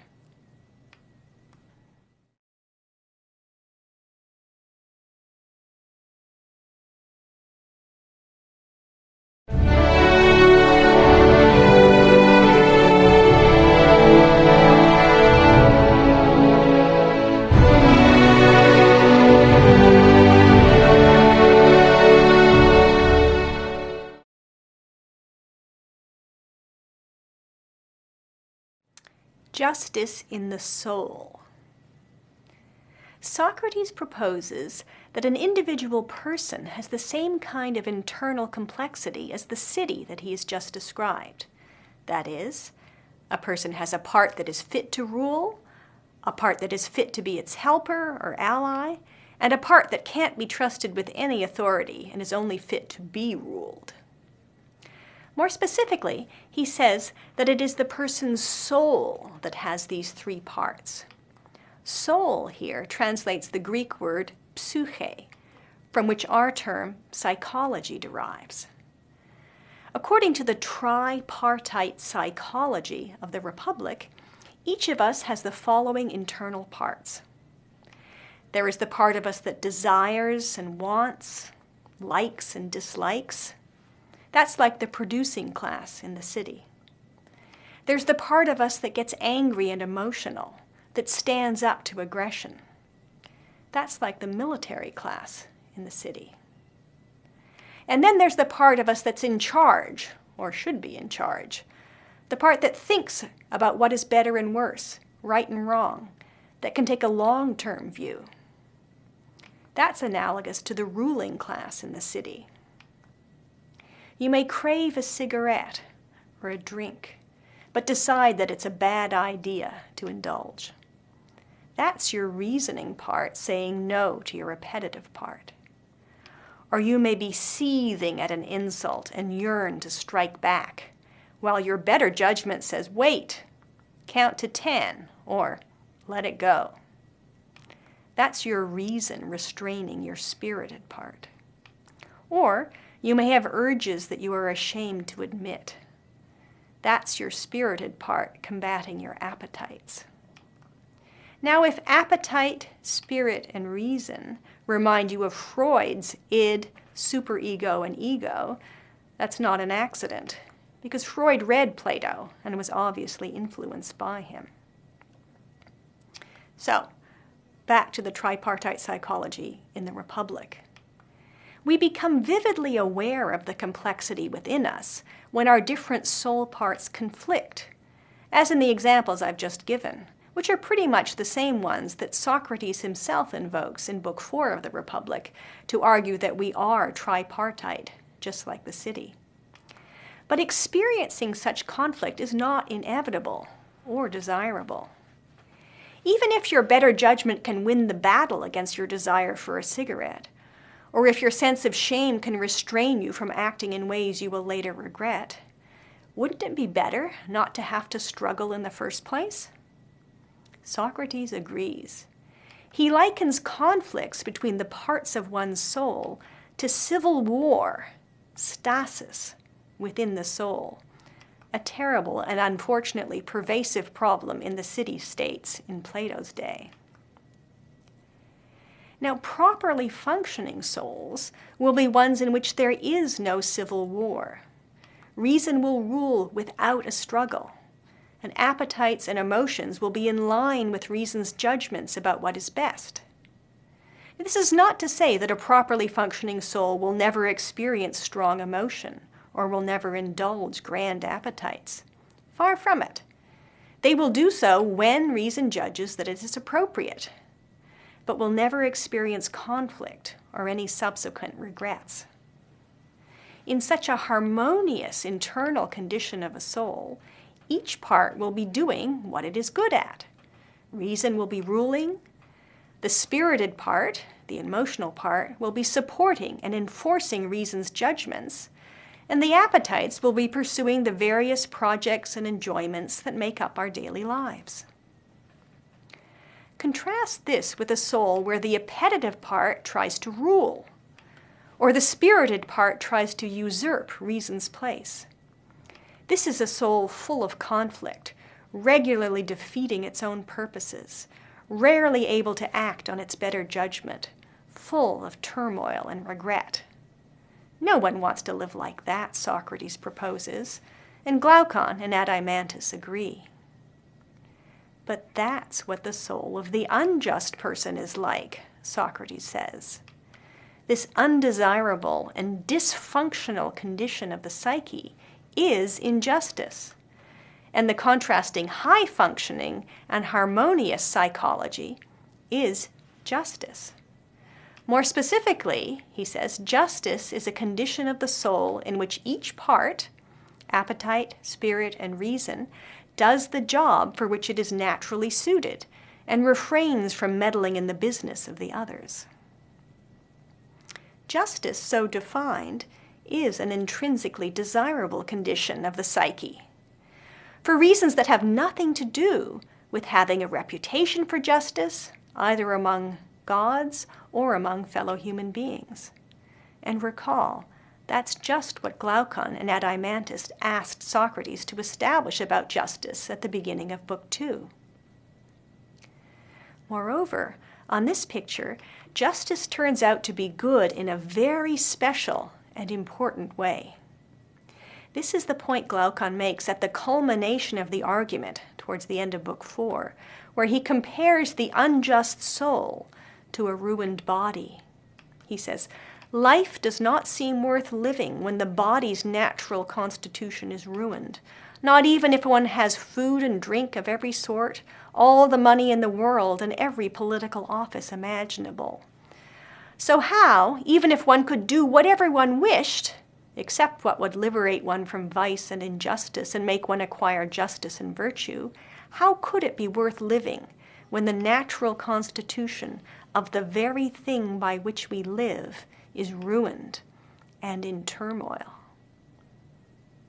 In other words, justice is not simply something that's good to have, whose value can be compared to the value of other things. As for example, one might say, yes, it would be great to have justice. I'd like to have a harmonious condition of the soul, but I can still do better by gaining lots of money and power. This would be to suppose that the value of justice is commensurable with other goods, that it can be compared with them. But justice, as Socrates is defining it, is a necessary condition for any of those other things being good. It's necessary for getting any benefit out of things like wealth and power. With a ruined soul, life is not worth living, and no amount of wealth and power can make it so.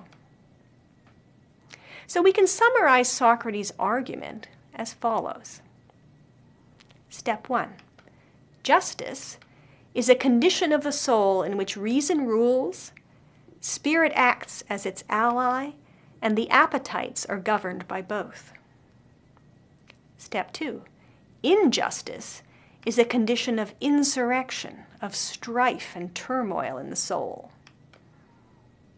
So, step 3, an unjust soul is a ruined soul. 4.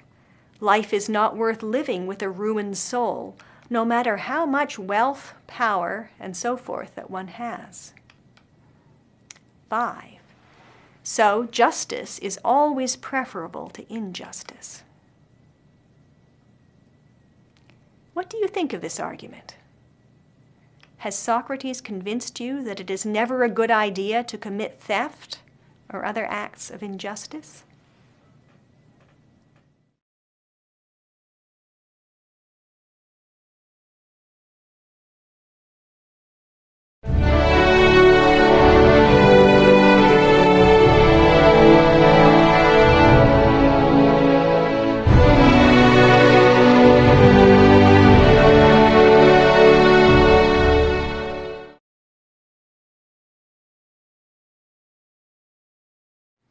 Now, a common sort of objection to this argument is to contest the definition of injustice, that is, in the second premise.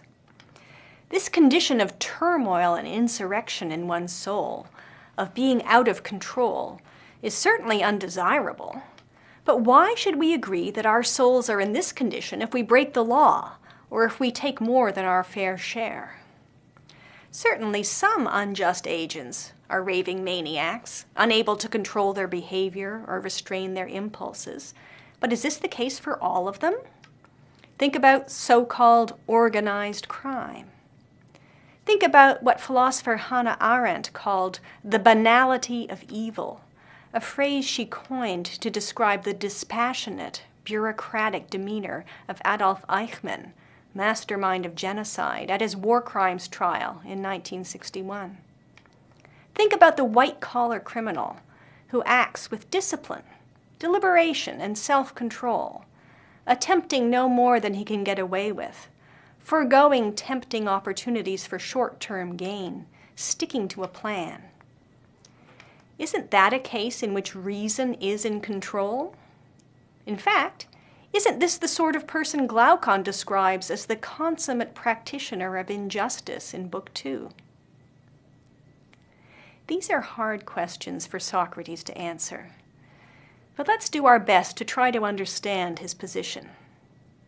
That's called the principle of charity in philosophy, When you criticize or take issue with the arguments of another philosopher, you need to consider the strongest possible case for the view you are criticizing or disagreeing with. Otherwise, you're attacking what we call a straw man. Now, Socrates might ask about our white-collar criminal. What's unjust about his actions? We might say, he's taken more than he's entitled to. He's taken money that doesn't belong to him. And what's so good about that? Socrates might follow up.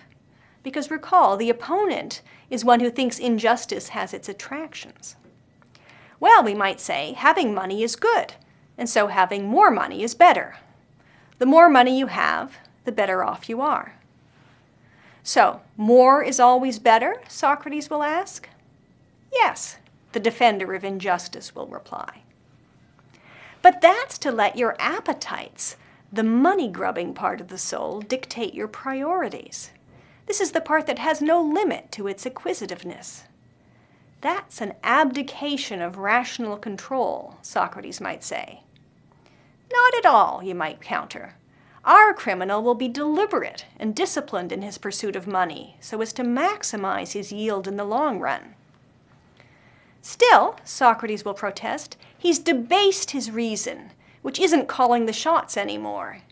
He's made it the slave of his appetites. This is in fact how he describes such a person in Book 8 of the Republic. He says that such a person has established the appetitive and money-making element on the throne within himself, and he makes the rational and spirited element sit on the ground beneath it, one on either side, and be slaves.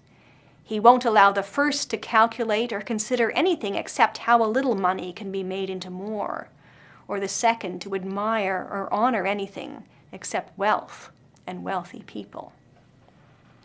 Well, you might reply, that's very picturesque, but this money-grubbing person is still not raving and out of control. And besides, what's wrong with reason taking its direction from desire? What else is there to being rational besides figuring out the most efficient way to satisfy our desires? Here, I think, we get to the heart of the matter.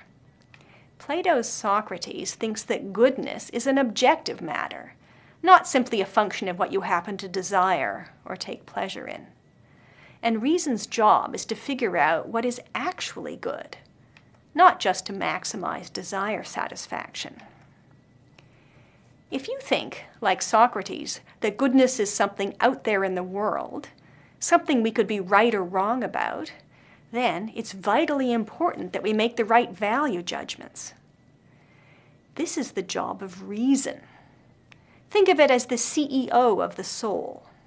And if it abdicates this job simply to act as middle management, with appetite as the CEO, then, Socrates' position is, we might as well be raving and out of control. In such a case, reason is not performing its proper role as the guiding force in our lives.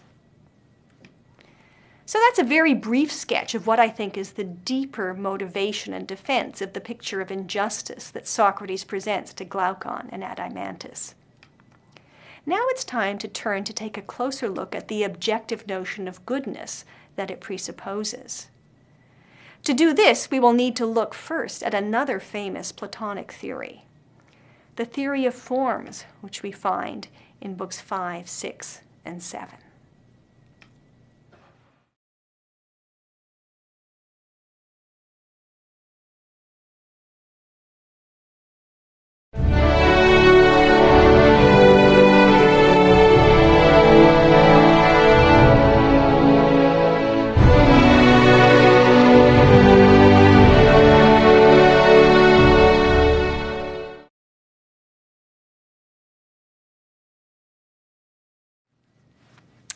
In Book 5 of the Republic, Socrates shocks Glaucon by announcing that the rulers of the properly governed city must be philosophers. He explains by defining who he has in mind as a philosopher. In doing so, he introduces what has come to be known as Plato's theory of forms, and he gives a further explanation of the difference between knowledge and belief. Now, the distinctive feature of the philosopher, he explains, is the belief that there exist such things as what he calls the beautiful itself, or the just itself, or the good itself. Socrates refers to these things as forms. We can think of these forms as answers to the sort of question that we routinely see Socrates investigating in Plato's dialogues. What is piety? What is virtue? What is courage? What is justice? In each case, he is looking for some one thing that is, first of all, the same in all cases of piety or virtue or courage or justice, and second, what makes things pious or virtuous or courageous or just. This one thing will be what he calls the just itself, or the pious itself, and so on. When Socrates asks, what is justice, or what is piety, or in other dialogues, what is courage, or what is temperance, his interlocutors are usually able to come up with lots of examples of justice, or piety, or courage, or temperance. For example, Euthyphro proposes that prosecuting injustice is pious. Polemachus proposes that returning what you've borrowed at the appointed time is just. And Laches, in another dialogue, proposes that standing your ground in battle is courageous. These are examples of what Socrates calls the many pious things, or the many just things, or the many courageous things. They are many in the sense that there are lots of different instances of them. There are many different times where a soldier stands his ground under enemy fire, many different cases of returning what you've borrowed, and many different cases where a wrongdoer is brought to trial. They are also many in a different sense. They are just one of the many kinds of things that are courageous, or one of the many kinds of things that are pious or just.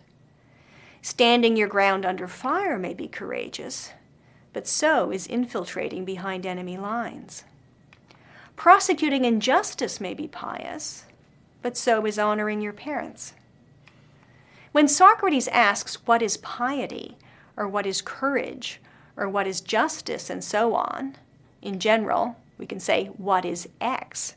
He is looking for some one thing that is the same in all cases of X. So citing one of the many X's won't satisfy this demand. The many X's also suffer from a further deficiency that Socrates emphasizes here at the end of Book 5 of the Republic. The many just things, for instance, are no more just than the opposite. The many pious things are no more pious than impious. The many courageous things are no more courageous than the opposite. Consider the case of prosecuting the wrongdoer. This is sometimes pious, perhaps even most of the time it's pious, but not when the wrongdoer is your father. So prosecuting the wrongdoer, considered in and of itself, is no more pious than impious. Similarly, for returning what you've borrowed, it is sometimes the right thing to do, probably most of the time, but not always.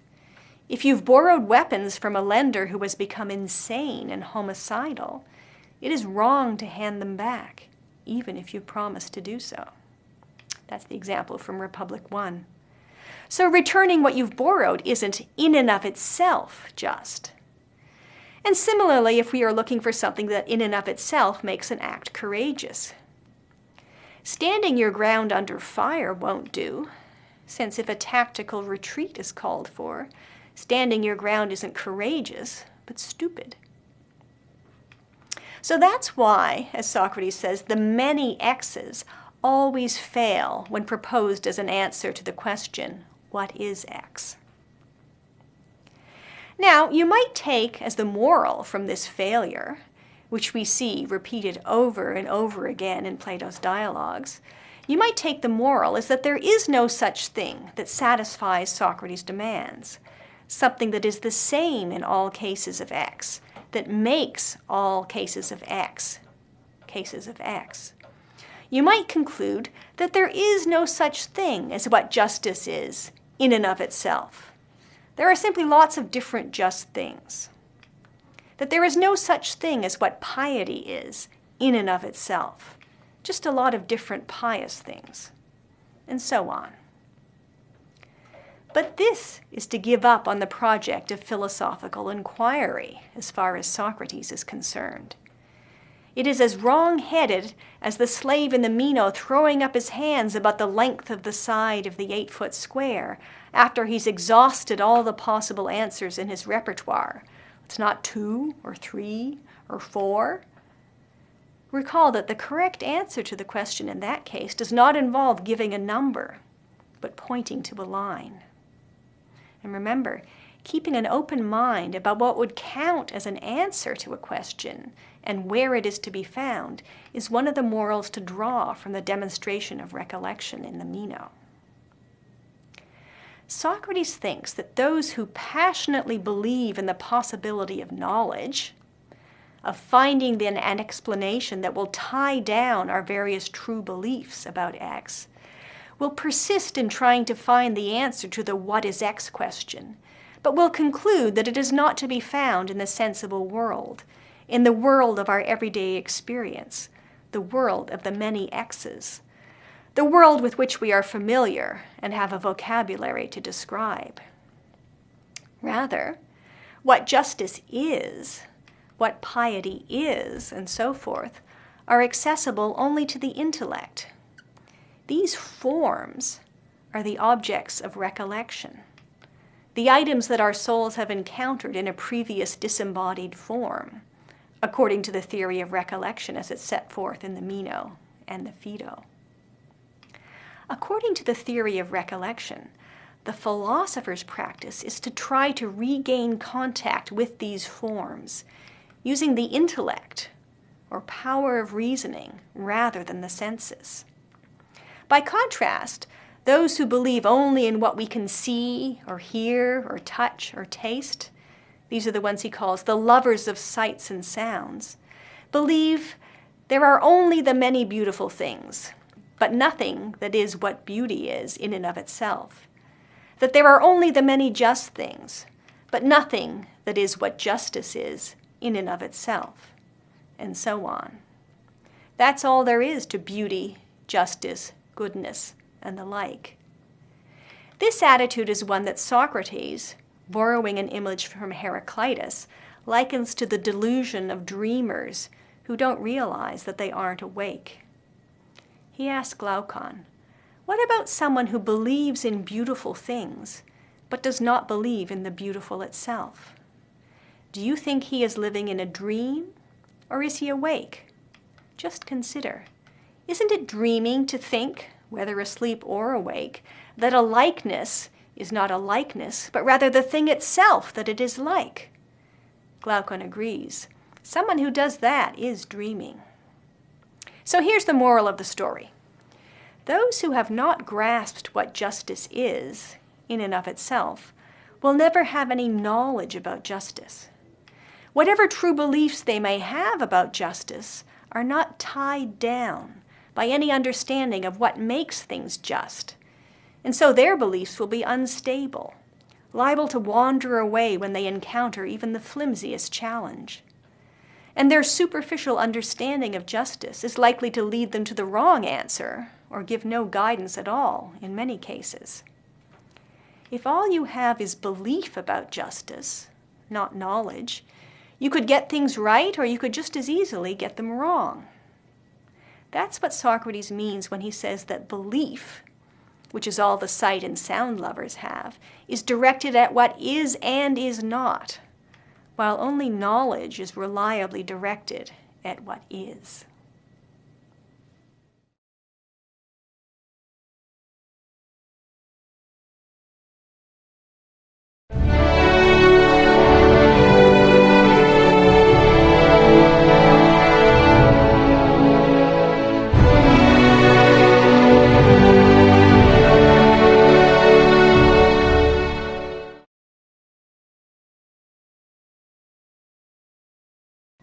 Forms and the good.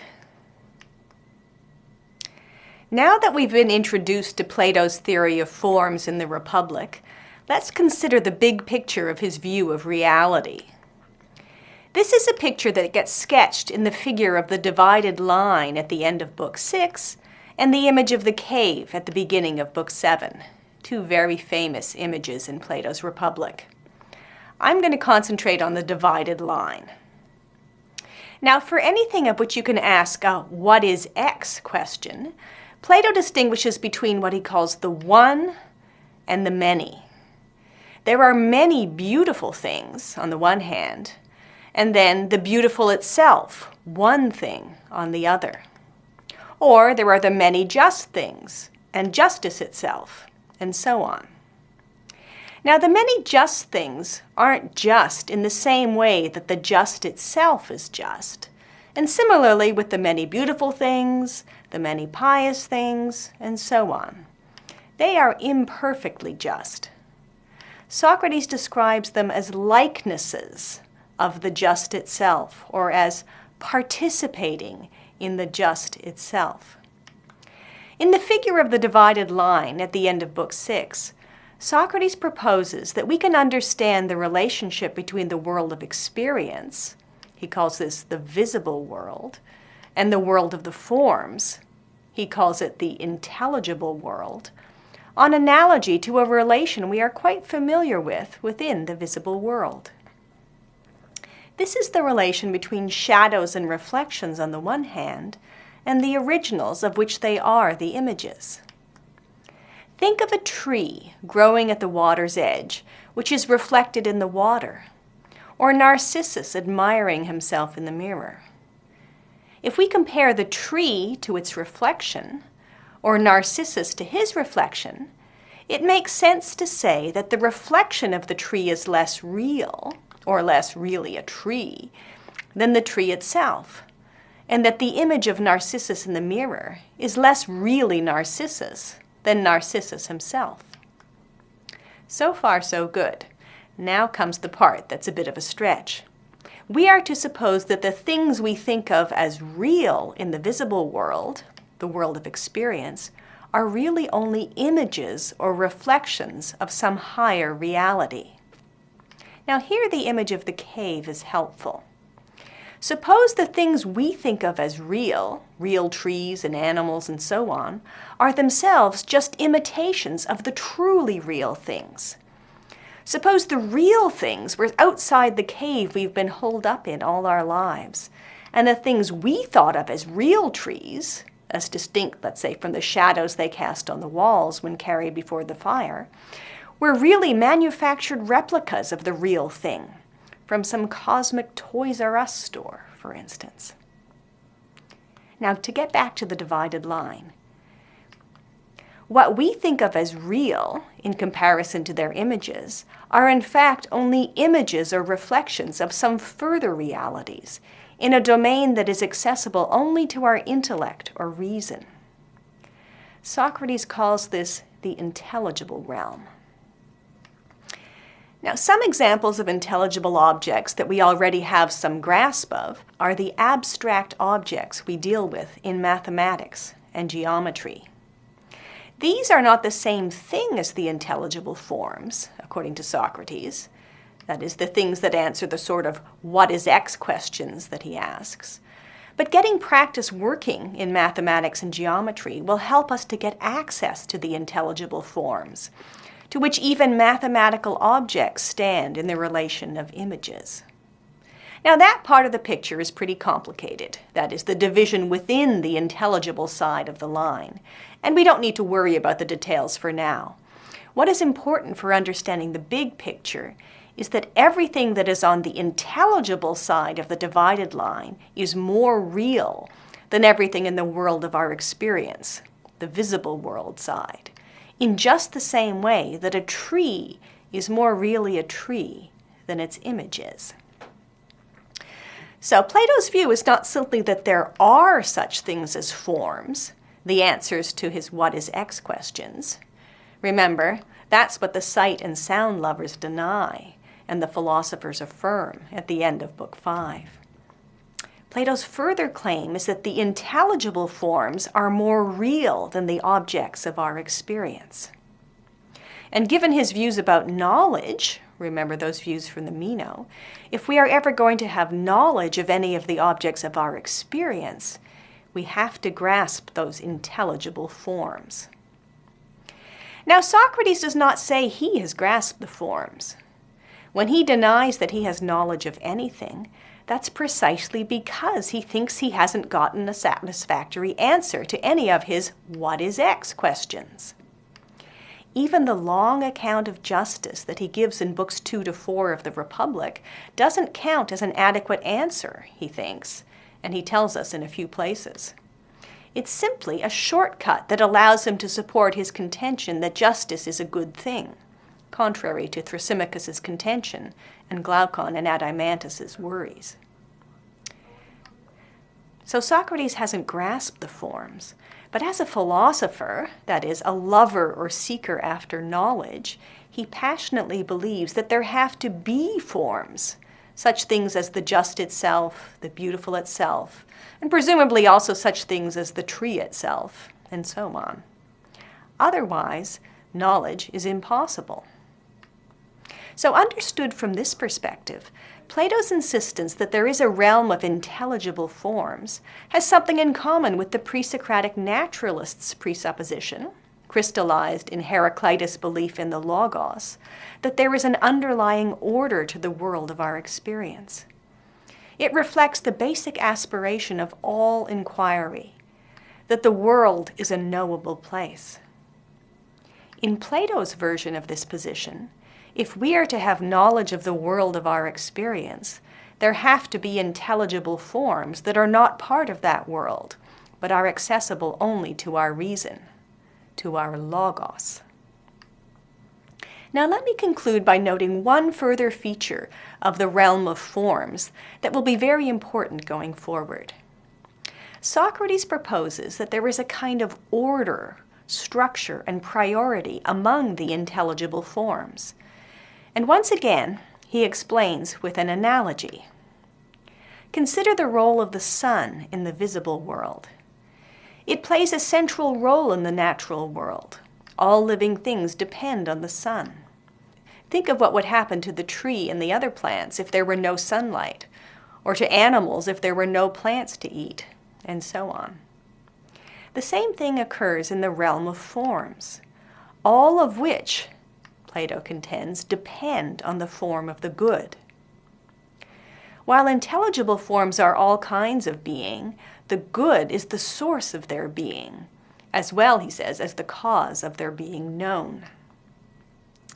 So on this picture, goodness is not simply an objective feature of the world, something that exists independently of what we happen to believe or desire. It is also a structural principle of reality. We'll see more of how this picture gets worked out in detail in the dialogue called Timaeus.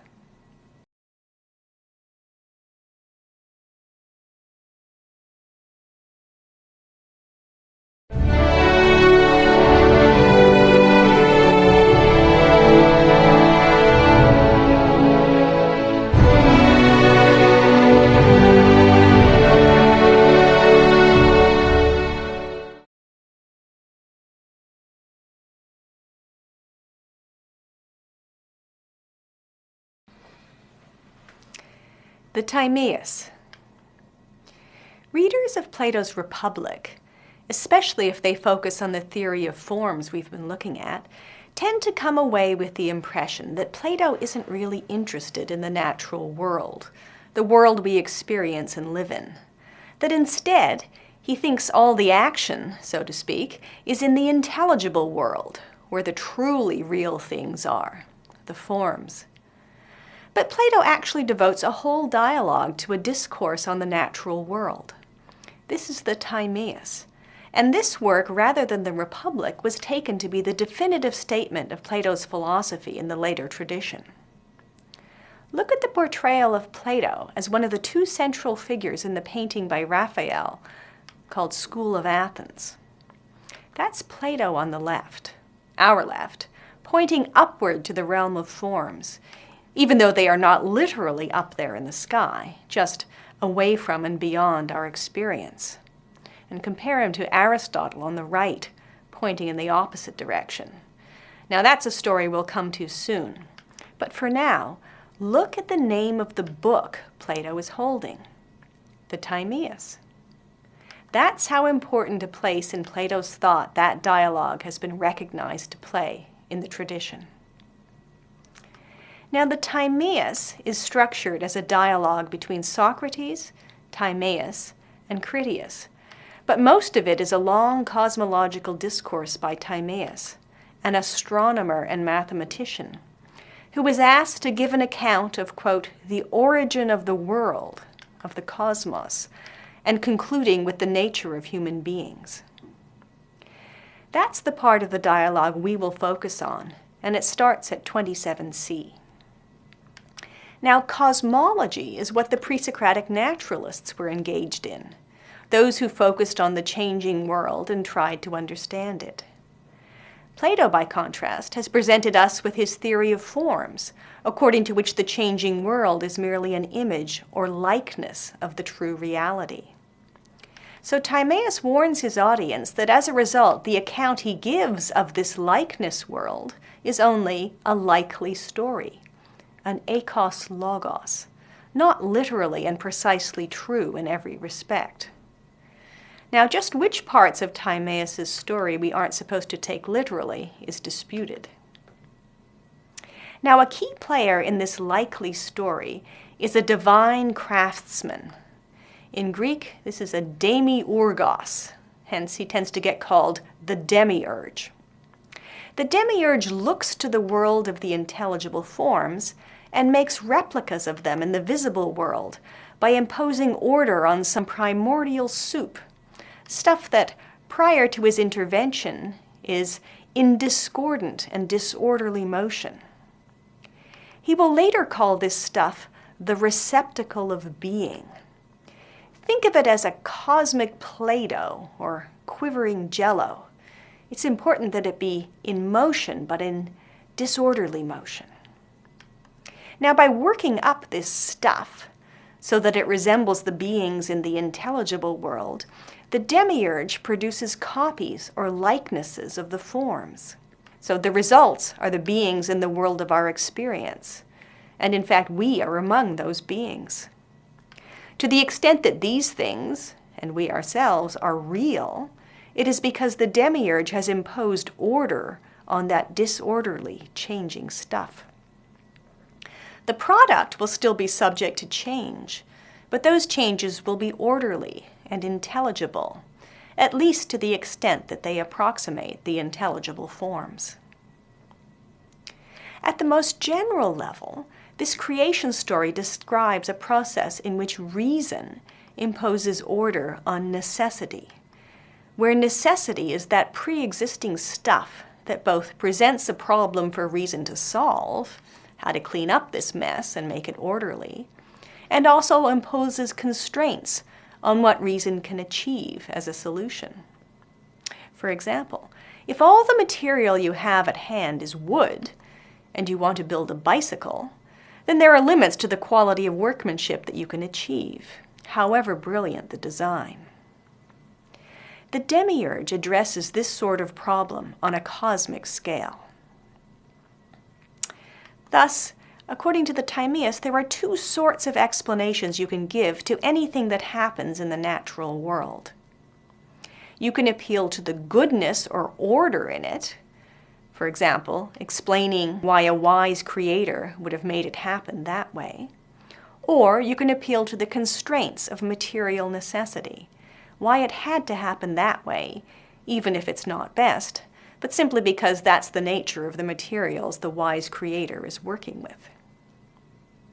Let's look at two features of the cosmological story that Timaeus tells to get a sense of the sort of goodness and order that Plato thinks is built into the structure of the universe. The first will be the structure of what he calls the world soul.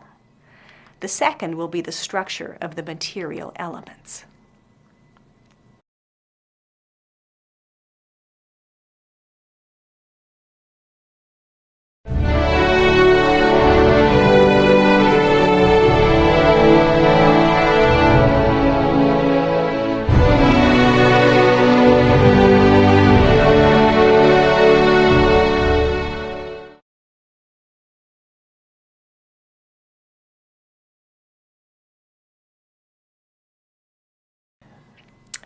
Timaeus, the world soul. Let's consider Timaeus' story of how the cosmos, or the universe, comes into being. Now, whether this is a story we are supposed to take literally or metaphorically is much disputed. But the basic conception of the cosmos that Timaeus is working with is pretty much the one that the Presocratic naturalists are working with. On this basic picture, which different cosmologists explain differently, the universe is a geocentric system in which all the heavenly bodies, the sun, the moon, the stars, and planets, revolve around us here on Earth. So the cosmos is roughly spherical, and it has predictable and regular motions. These motions, Timaeus proposes, must be due to a soul, since the soul is the principle of all motion. Now, this is a view we saw a glimpse of in Thales, and we'll see in greater detail in Aristotle. But for the present, the universe can be distinguished into a body, the world's body, and a soul, the world's soul. So it's actually a kind of animal. Now, anima, which is the root for animal, actually comes from the Latin translation of the Greek word for soul. Now, when we are talking about a soul that animates the universe, we're no longer dealing with the tripartite soul of the Republic, which will turn up again later in the Timaeus, when the creation of human beings is described. The world soul, as Plato conceives it, is a purely rational soul.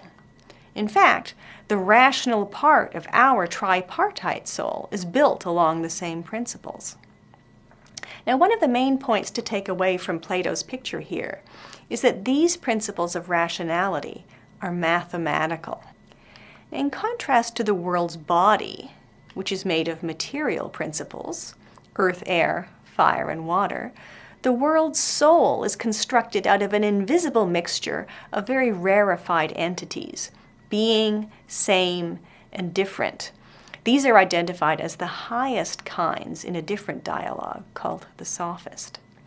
Now, the demiurge mixes these entities together into a coherent mass, no easy feat, and then proceeds to structure the mixture according to mathematical principles. He does so by cutting off a sequence of lengths from the mixture, which he arranges in ascending order of size. You might picture these like the sequence of strings on a harp, or keys on a xylophone, or pipes on an organ. The lengths of the first sections he cuts off constitute a series of double and triple intervals, starting with 1. The double intervals are 2, 4, and 8, and the triple intervals are 3, 9, and 27.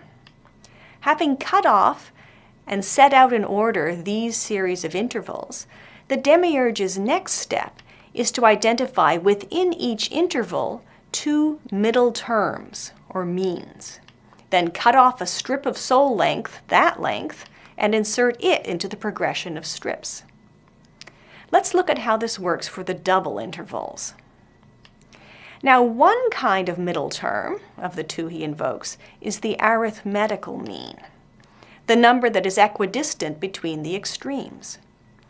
So the arithmetical mean between 1 and 2 is 3 over 2, and between 2 and 4, it's 3, and between 4 and 8, it's 6, and so on.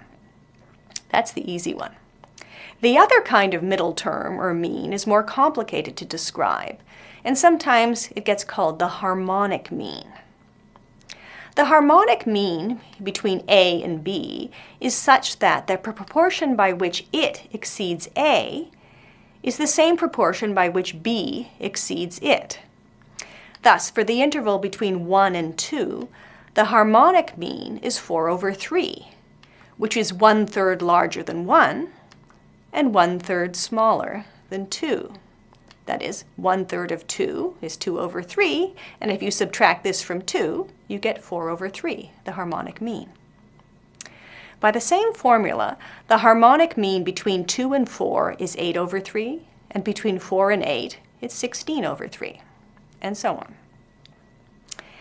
Next step. Timaeus notes that a unique third interval is defined by the interval between the harmonic mean and the arithmetic mean. If we look at the interval between 1 and 2, where the harmonic mean is 4/3 and the arithmetic mean is 3/2, we can calculate that the interval between these two is 9/8. Do the math yourself if you want to check. And lo and behold, that is the same interval between the harmonic and arithmetic means in all the other intervals. And not only that, if we proceed to, as he puts it, fill up the harmonic intervals, that is between, for example, 1 and 4/3, if we fill them up with successive instances of this 9/8 interval, another regular pattern emerges. Starting this process from our first length, 1, we generate the quantities 9/8, then 81/64. Remember to multiply by 9/8, not add. And then we get a remainder interval between 81/64 and the harmonic mean, 4/3. Now this is less than 9/8. In fact, it's 256/243. This is the same remainder we get if we fill in the harmonic intervals between 2 and 4 and between 4 and 8, and so on. Now, if we continue on filling the remaining spaces at 9/8 intervals, the same pattern emerges. There is room for 2 intervals of 9/8, and then 1 remainder interval of 256/243. We end up with a perfectly regular, repeating pattern, which musicians and music theorists will recognize as the structure of a diatonic scale, where 9/8 is roughly that of the interval of a whole tone, and 256/243 is roughly that of the semitone, while the harmonic interval, 4/3, is that of a musical fourth, and the arithmetic interval, 3/2, is that of a musical fifth. Now you might say, well, if that's the pattern Plato had in mind, why didn't he just say so, rather than making us do all this arithmetic to figure out the pattern? But for Plato, the mathematics that generates the pattern is what's most important. You can start out with a few primitive operations, a sequence of regular intervals, then 2 kinds of mean, the arithmetic and the harmonic, and from these you can generate a perfectly regular and repeating pattern. The beauty and regularity of this pattern is Plato's basis for saying that it is good and rational. This is the order that the demiurges introduces into the sensible world when he imposes the order of intelligible form on the disorderly stuff in the receptacle. Now, to explain how this mathematical structure animates the spherical body of the universe, with all the orbiting planets and stars, Timaeus tells the following story. Now, here's one of the places where it's hard to take the story quite literally. Take this linear progression of intervals. Think of it as a huge immaterial keyboard, and cut it lengthwise into 2 strips, each with its ends joined to make a circular band, one band slightly inside the other and crossing it at an angle. We can think of each band as the drive belt of a celestial sphere that defines the orbit of a constellation or a planet. The outer band, which he calls the circle of the same, drives the sphere that contains the so-called fixed stars. It rotates east to west. That's the direction in which the constellations appear to move in the night sky to an observer in the northern hemisphere. The inner band, which he calls the circle of the different, rotates in the opposite direction, west to east, the direction the planets appear to move in the night sky to our observer. This inner band now gets subdivided into 7 concentric bands, each of them a different size, proportional to the original sequence of doubles and triples. That is 1, 2, 3, 4, 8, 9, and 27. These 7 bands power the orbits of the Moon, the Sun, and the 4 known planets, Venus, Mars, Mercury, Jupiter, and Saturn, at different speeds and different angles. Now, as you may know, the term planet comes from the Greek for wanderer, a reflection of the fact that from our perspective, the planets occasionally wander off their set course in the phenomenon that gets called retrograde motion.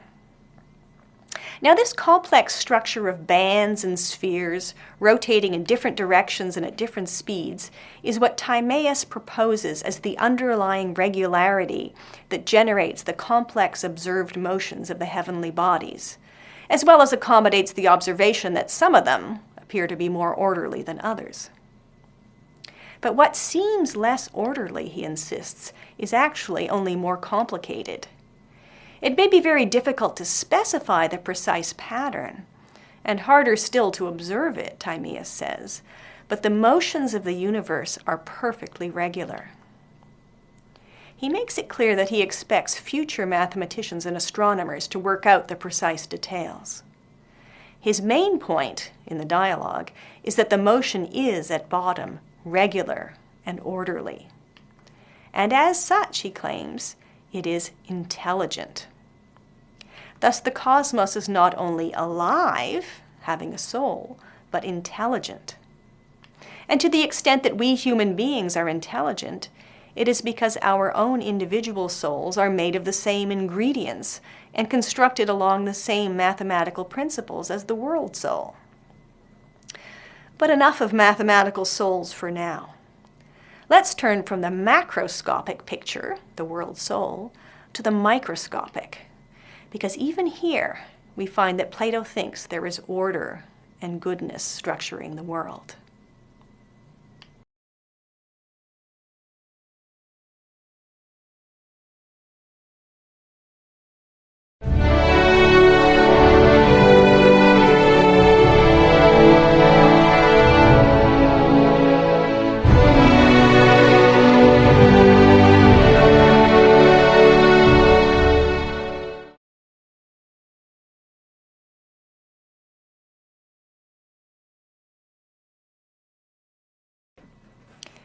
Timaeus on the material elements.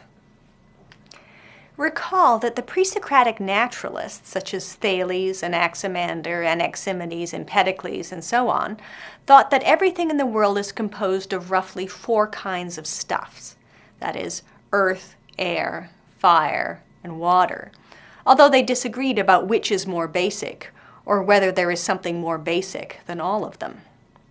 Plato inherits this picture, and like Anaximander, he thinks these elements are modifications of something more basic. Where Anaximander invoked the apeiron, the indefinite, Plato in the Timaeus invokes what he calls the receptacle. In his view, it is only when the order of form is imposed on the receptacle that earth, air, fire, and water come to be. And true to the principles of the rest of Timaeus's cosmology, the forms that these material elements emulate are good. As Timaeus says, the god fashioned these 4 kinds to be as perfect and excellent as possible. And just as in the case of the world soul, that goodness is expressed in mathematical or geometrical terms. The basic idea is this: earth, air, fire, and water are bodies. They are solids, that is, 3-dimensional figures. Solid figures are constructed out of plane figures, that is, 2-dimensional figures.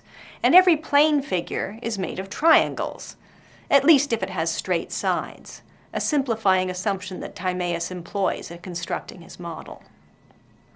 So, if the demiurge is going to construct the most perfect solids, they must be constructed out of the most perfect triangles.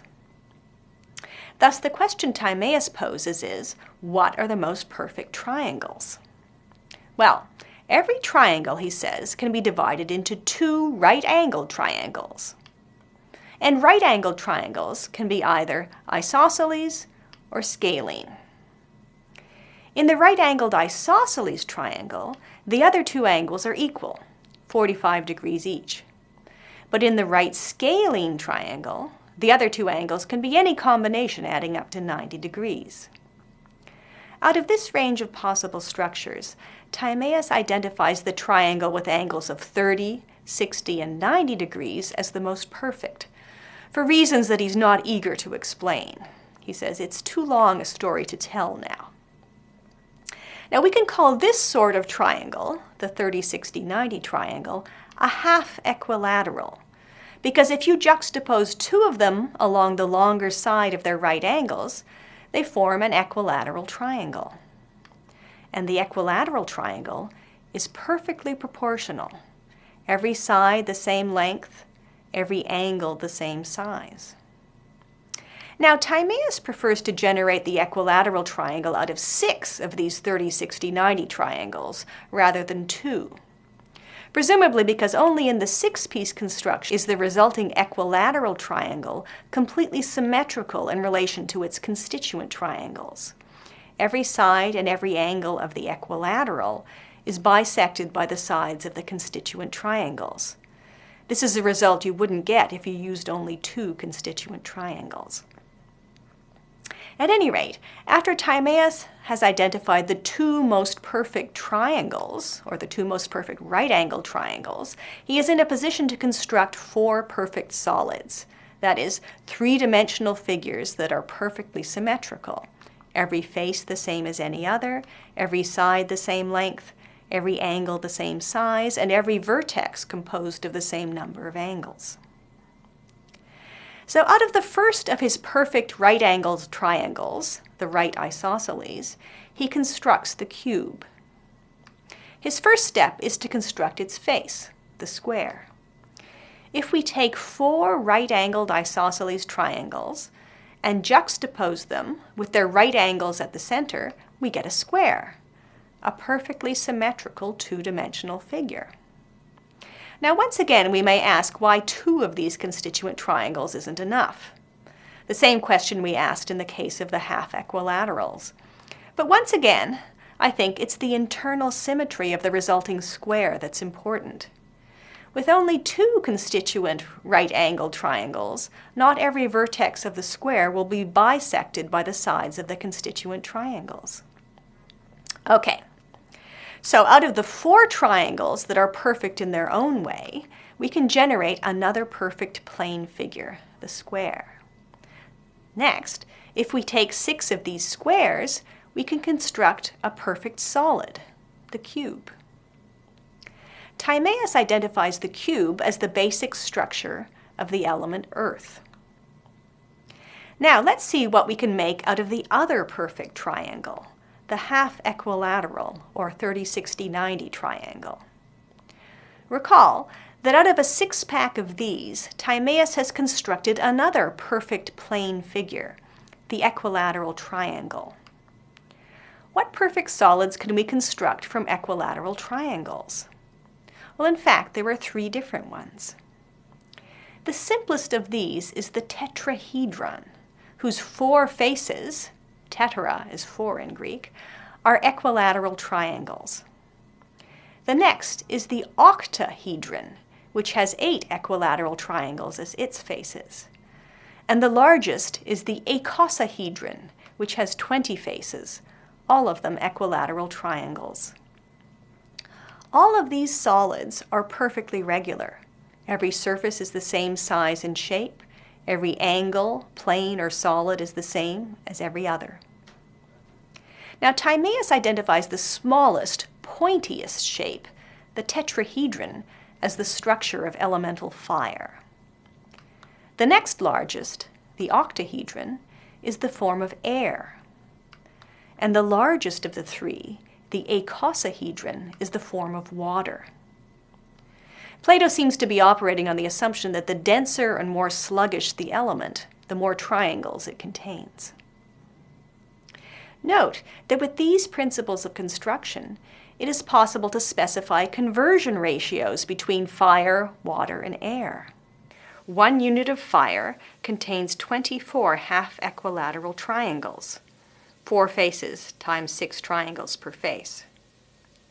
1 unit of air contains 48 constituent triangles, and 1 unit of water, the icosahedron, contains 120. So from 1 unit of water, 120, you can get 1 fire and 2 air. And from 1 air, you can get 2 fire, and so on. So Plato was thus able to give some mathematical precision to the accepted scientific view in his day that the elements transform into each other. However, given the particular geometrical model he's working with, where Earth, the cube, is not made of the same constituent triangles as the other 3, he has to revise the standard physical theory. Only fire, air, and water convert with each other. Earth does not. Now we might ask, why didn't Plato assign Earth a structure that is made out of equilateral triangles? The answer, I think, is quite simple. He is working from a menu of perfect solids identified by geometers of his day, and only 3 of them are constructed out of equilateral triangles. Geometers in Plato's day had in fact identified 5 perfect solids. The 4 we have already seen, the cube, the tetrahedron, the octahedron, and the icosahedron, and in addition, the dodecahedron, which is constructed out of 12 regular pentagons. These are known as the 5 Platonic solids because of their occurrence here in Plato's Timaeus. The dodecahedron, in fact, makes a cameo appearance in the Timaeus at 55c as the shape of the universe as a whole, since it approaches the shape of a sphere. So, okay, back to the main question. Plato was looking for 4 perfect solids to structure the 4 elements on his periodic table: earth, air, fire, and water. And he goes to the geometers to get his list of perfect solids. Unfortunately, there aren't 4 perfect solids that can be constructed out of the same plane figure. 3 can be constructed out of equilateral triangles, 1 out of squares, and 1 out of regular pentagons. So Plato goes for the 3 that convert, and a 4th, the cube, that does not. But now we might be able to appreciate why Plato has Timaeus insist that all 4 of the perfect solids he uses are constructed out of triangles. After all, he could have just started with the equilateral triangle and the square as his generating principles, for each of these is perfectly regular. But this wouldn't be good enough, because he wants something to connect the equilateral triangle and the square. He's not satisfied unless he can find a unified theory that generates both the square, the principle of the cube, and the equilateral triangle, the principle of the other 3 perfect solids. So now I think we can appreciate the motivation for his opening statements in this section, that any plane figure can be resolved into triangles, that any triangle can be resolved into 2 right-angled triangles, and that the 2 perfect varieties of the right-angled triangle are the right isosceles and the half equilateral. These are the 2 triangles from which he will construct all 4 of his perfect solids, not just the 3 built from the equilateral triangle. Thus, even if on the resulting picture the perfect solids that structure the elements are not fully convertible with each other, their structures are generated from a single set of principles that attempt to capture perfection in terms of mathematical and geometrical proportion. Now, we know today that this lovely geometrical picture is not an accurate theory of the structure of matter. But I don't think even Plato thought it was. That's another way in which the cosmology of the Timaeus is a likely story. What is essential to that story, even if the details are inaccurate, is that the structure of the natural world is mathematical, and that this is the source of its order and intelligibility.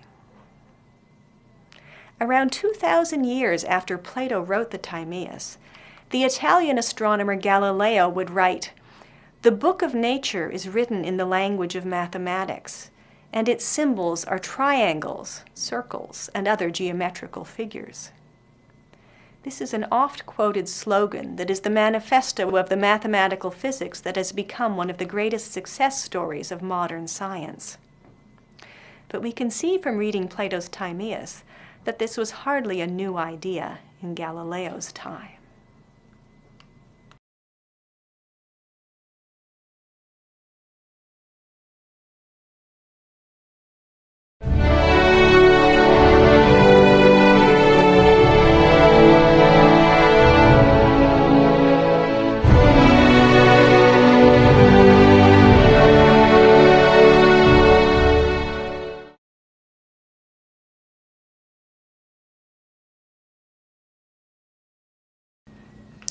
We've now completed part 1 of our survey of the philosophical tradition that originated in ancient Greece.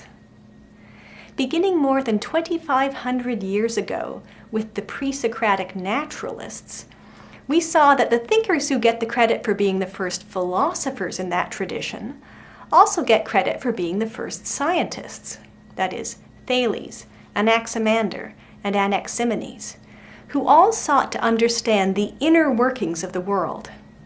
They wanted to identify the basic stuff out of which things are made, and the regular principles that govern their transformation and combination.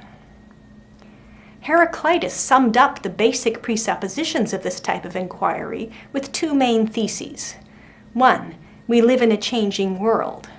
But 2, there is a logos, or a principle to those changes. Parmenides posed a philosophical challenge to the basic presupposition of this research program, and subsequent natural philosophers, like the atomist Democritus, were careful to formulate their theories in a way that avoided the problem that Parmenides identified. Of course, except for a remote descendant of Democritus's atomic theory, none of the theories developed by these pre-Socratic thinkers is taught in science classes today. But then again, not much of the science of 50 years ago will be found in current textbooks either. What is impressive about the achievements of these early scientists is not that they got the right answers to the questions they posed, which they typically didn't, or that they used controlled experiments to test the answers they proposed. By and large, they didn't do that either. Rather, what earns them their place as the forerunners of modern science is their focus on trying to understand the natural world on its own terms, from the inside, as it were, and their presupposition that there is an order and an intelligibility to the world, even if it does not always meet the eye. We saw a detailed and elegant extension of this view in the mathematical physics that Plato presents in the Timaeus as what he calls a likely story of the workings of the universe. It is a picture on which the world at every level, from the basic constituents of matter to the highest principles of celestial mechanics, can be understood in terms of mathematics and geometry. Another theme in the Timaeus is that the mathematical regularity inherent in the world order is the mark of its perfection and goodness. Goodness is a feature of the world for Plato. Indeed, on his view, it is one of the bedrock principles of reality. This is what he means when he says in the Republic that the form of the good is the source of all the other forms. And it's not just abstract goodness, or the goodness of the universe that occupies Plato's attention. A large part of his writings, as we've seen, concerns the goodness of human beings, that is, human virtue. Questions about virtue, he thinks, can be treated with the same kind of rigor as questions about nature. Even if he doesn't offer us a fully fleshed out answer to the question, what is virtue? He's confident that virtue is a condition of our inner workings, a state of our psyche, that is, our soul. In fact, he thinks it is a state in which our soul approximates the proportion and regularity that governs the cosmos. The greatest achievement of a human being, in Plato's view, is not to acquire enormous wealth, power, and influence, but, as he has Socrates say in the Republic, it is to, quote, put oneself in order, to regulate well what is really one's own, to harmonize the 3 elements of the soul together, just as if they were literally the 3 defining notes of an octave, lowest, highest, and middle. A just person, he says, binds together all of these, and from having been many, becomes entirely one, temperate, and harmonious. On Plato's understanding of the world, there is a considerable gap between the way we are, most of us, and what the best version of ourselves would be. Just as there is a huge difference between the world as it appears to us and how it really is. The task of philosophy, as he understands it, is to bridge both those gaps. And as far as Plato is concerned, no human endeavor is more important. To the extent that we succeed in bridging that gap, Plato says, we become like the gods. Here, too, he is building upon a theme we saw in pre-Socratic philosophy, where God is understood not as a supernatural force that governs the cosmos from the outside, but as the ultimate principle of the inner workings of the cosmos. This conception of God is far from the anthropomorphic pictures made fun of by Xenophanes, and in Plato's version, the divine is to be understood in terms of the intelligible order that is the ultimate reality of the cosmos. Plato has a fairly optimistic, yet still demanding view of our place in this divinely structured cosmos. Insofar as human beings have the power of reason, of logos, we have a share in the divine nature. And it is by developing this element in our nature and putting it in charge of our lives that we become the best that we can be. This is a theme we will see developed in very different ways by Aristotle and later thinkers. So do stick around for part 2 of the course, where we will follow the next part of the story.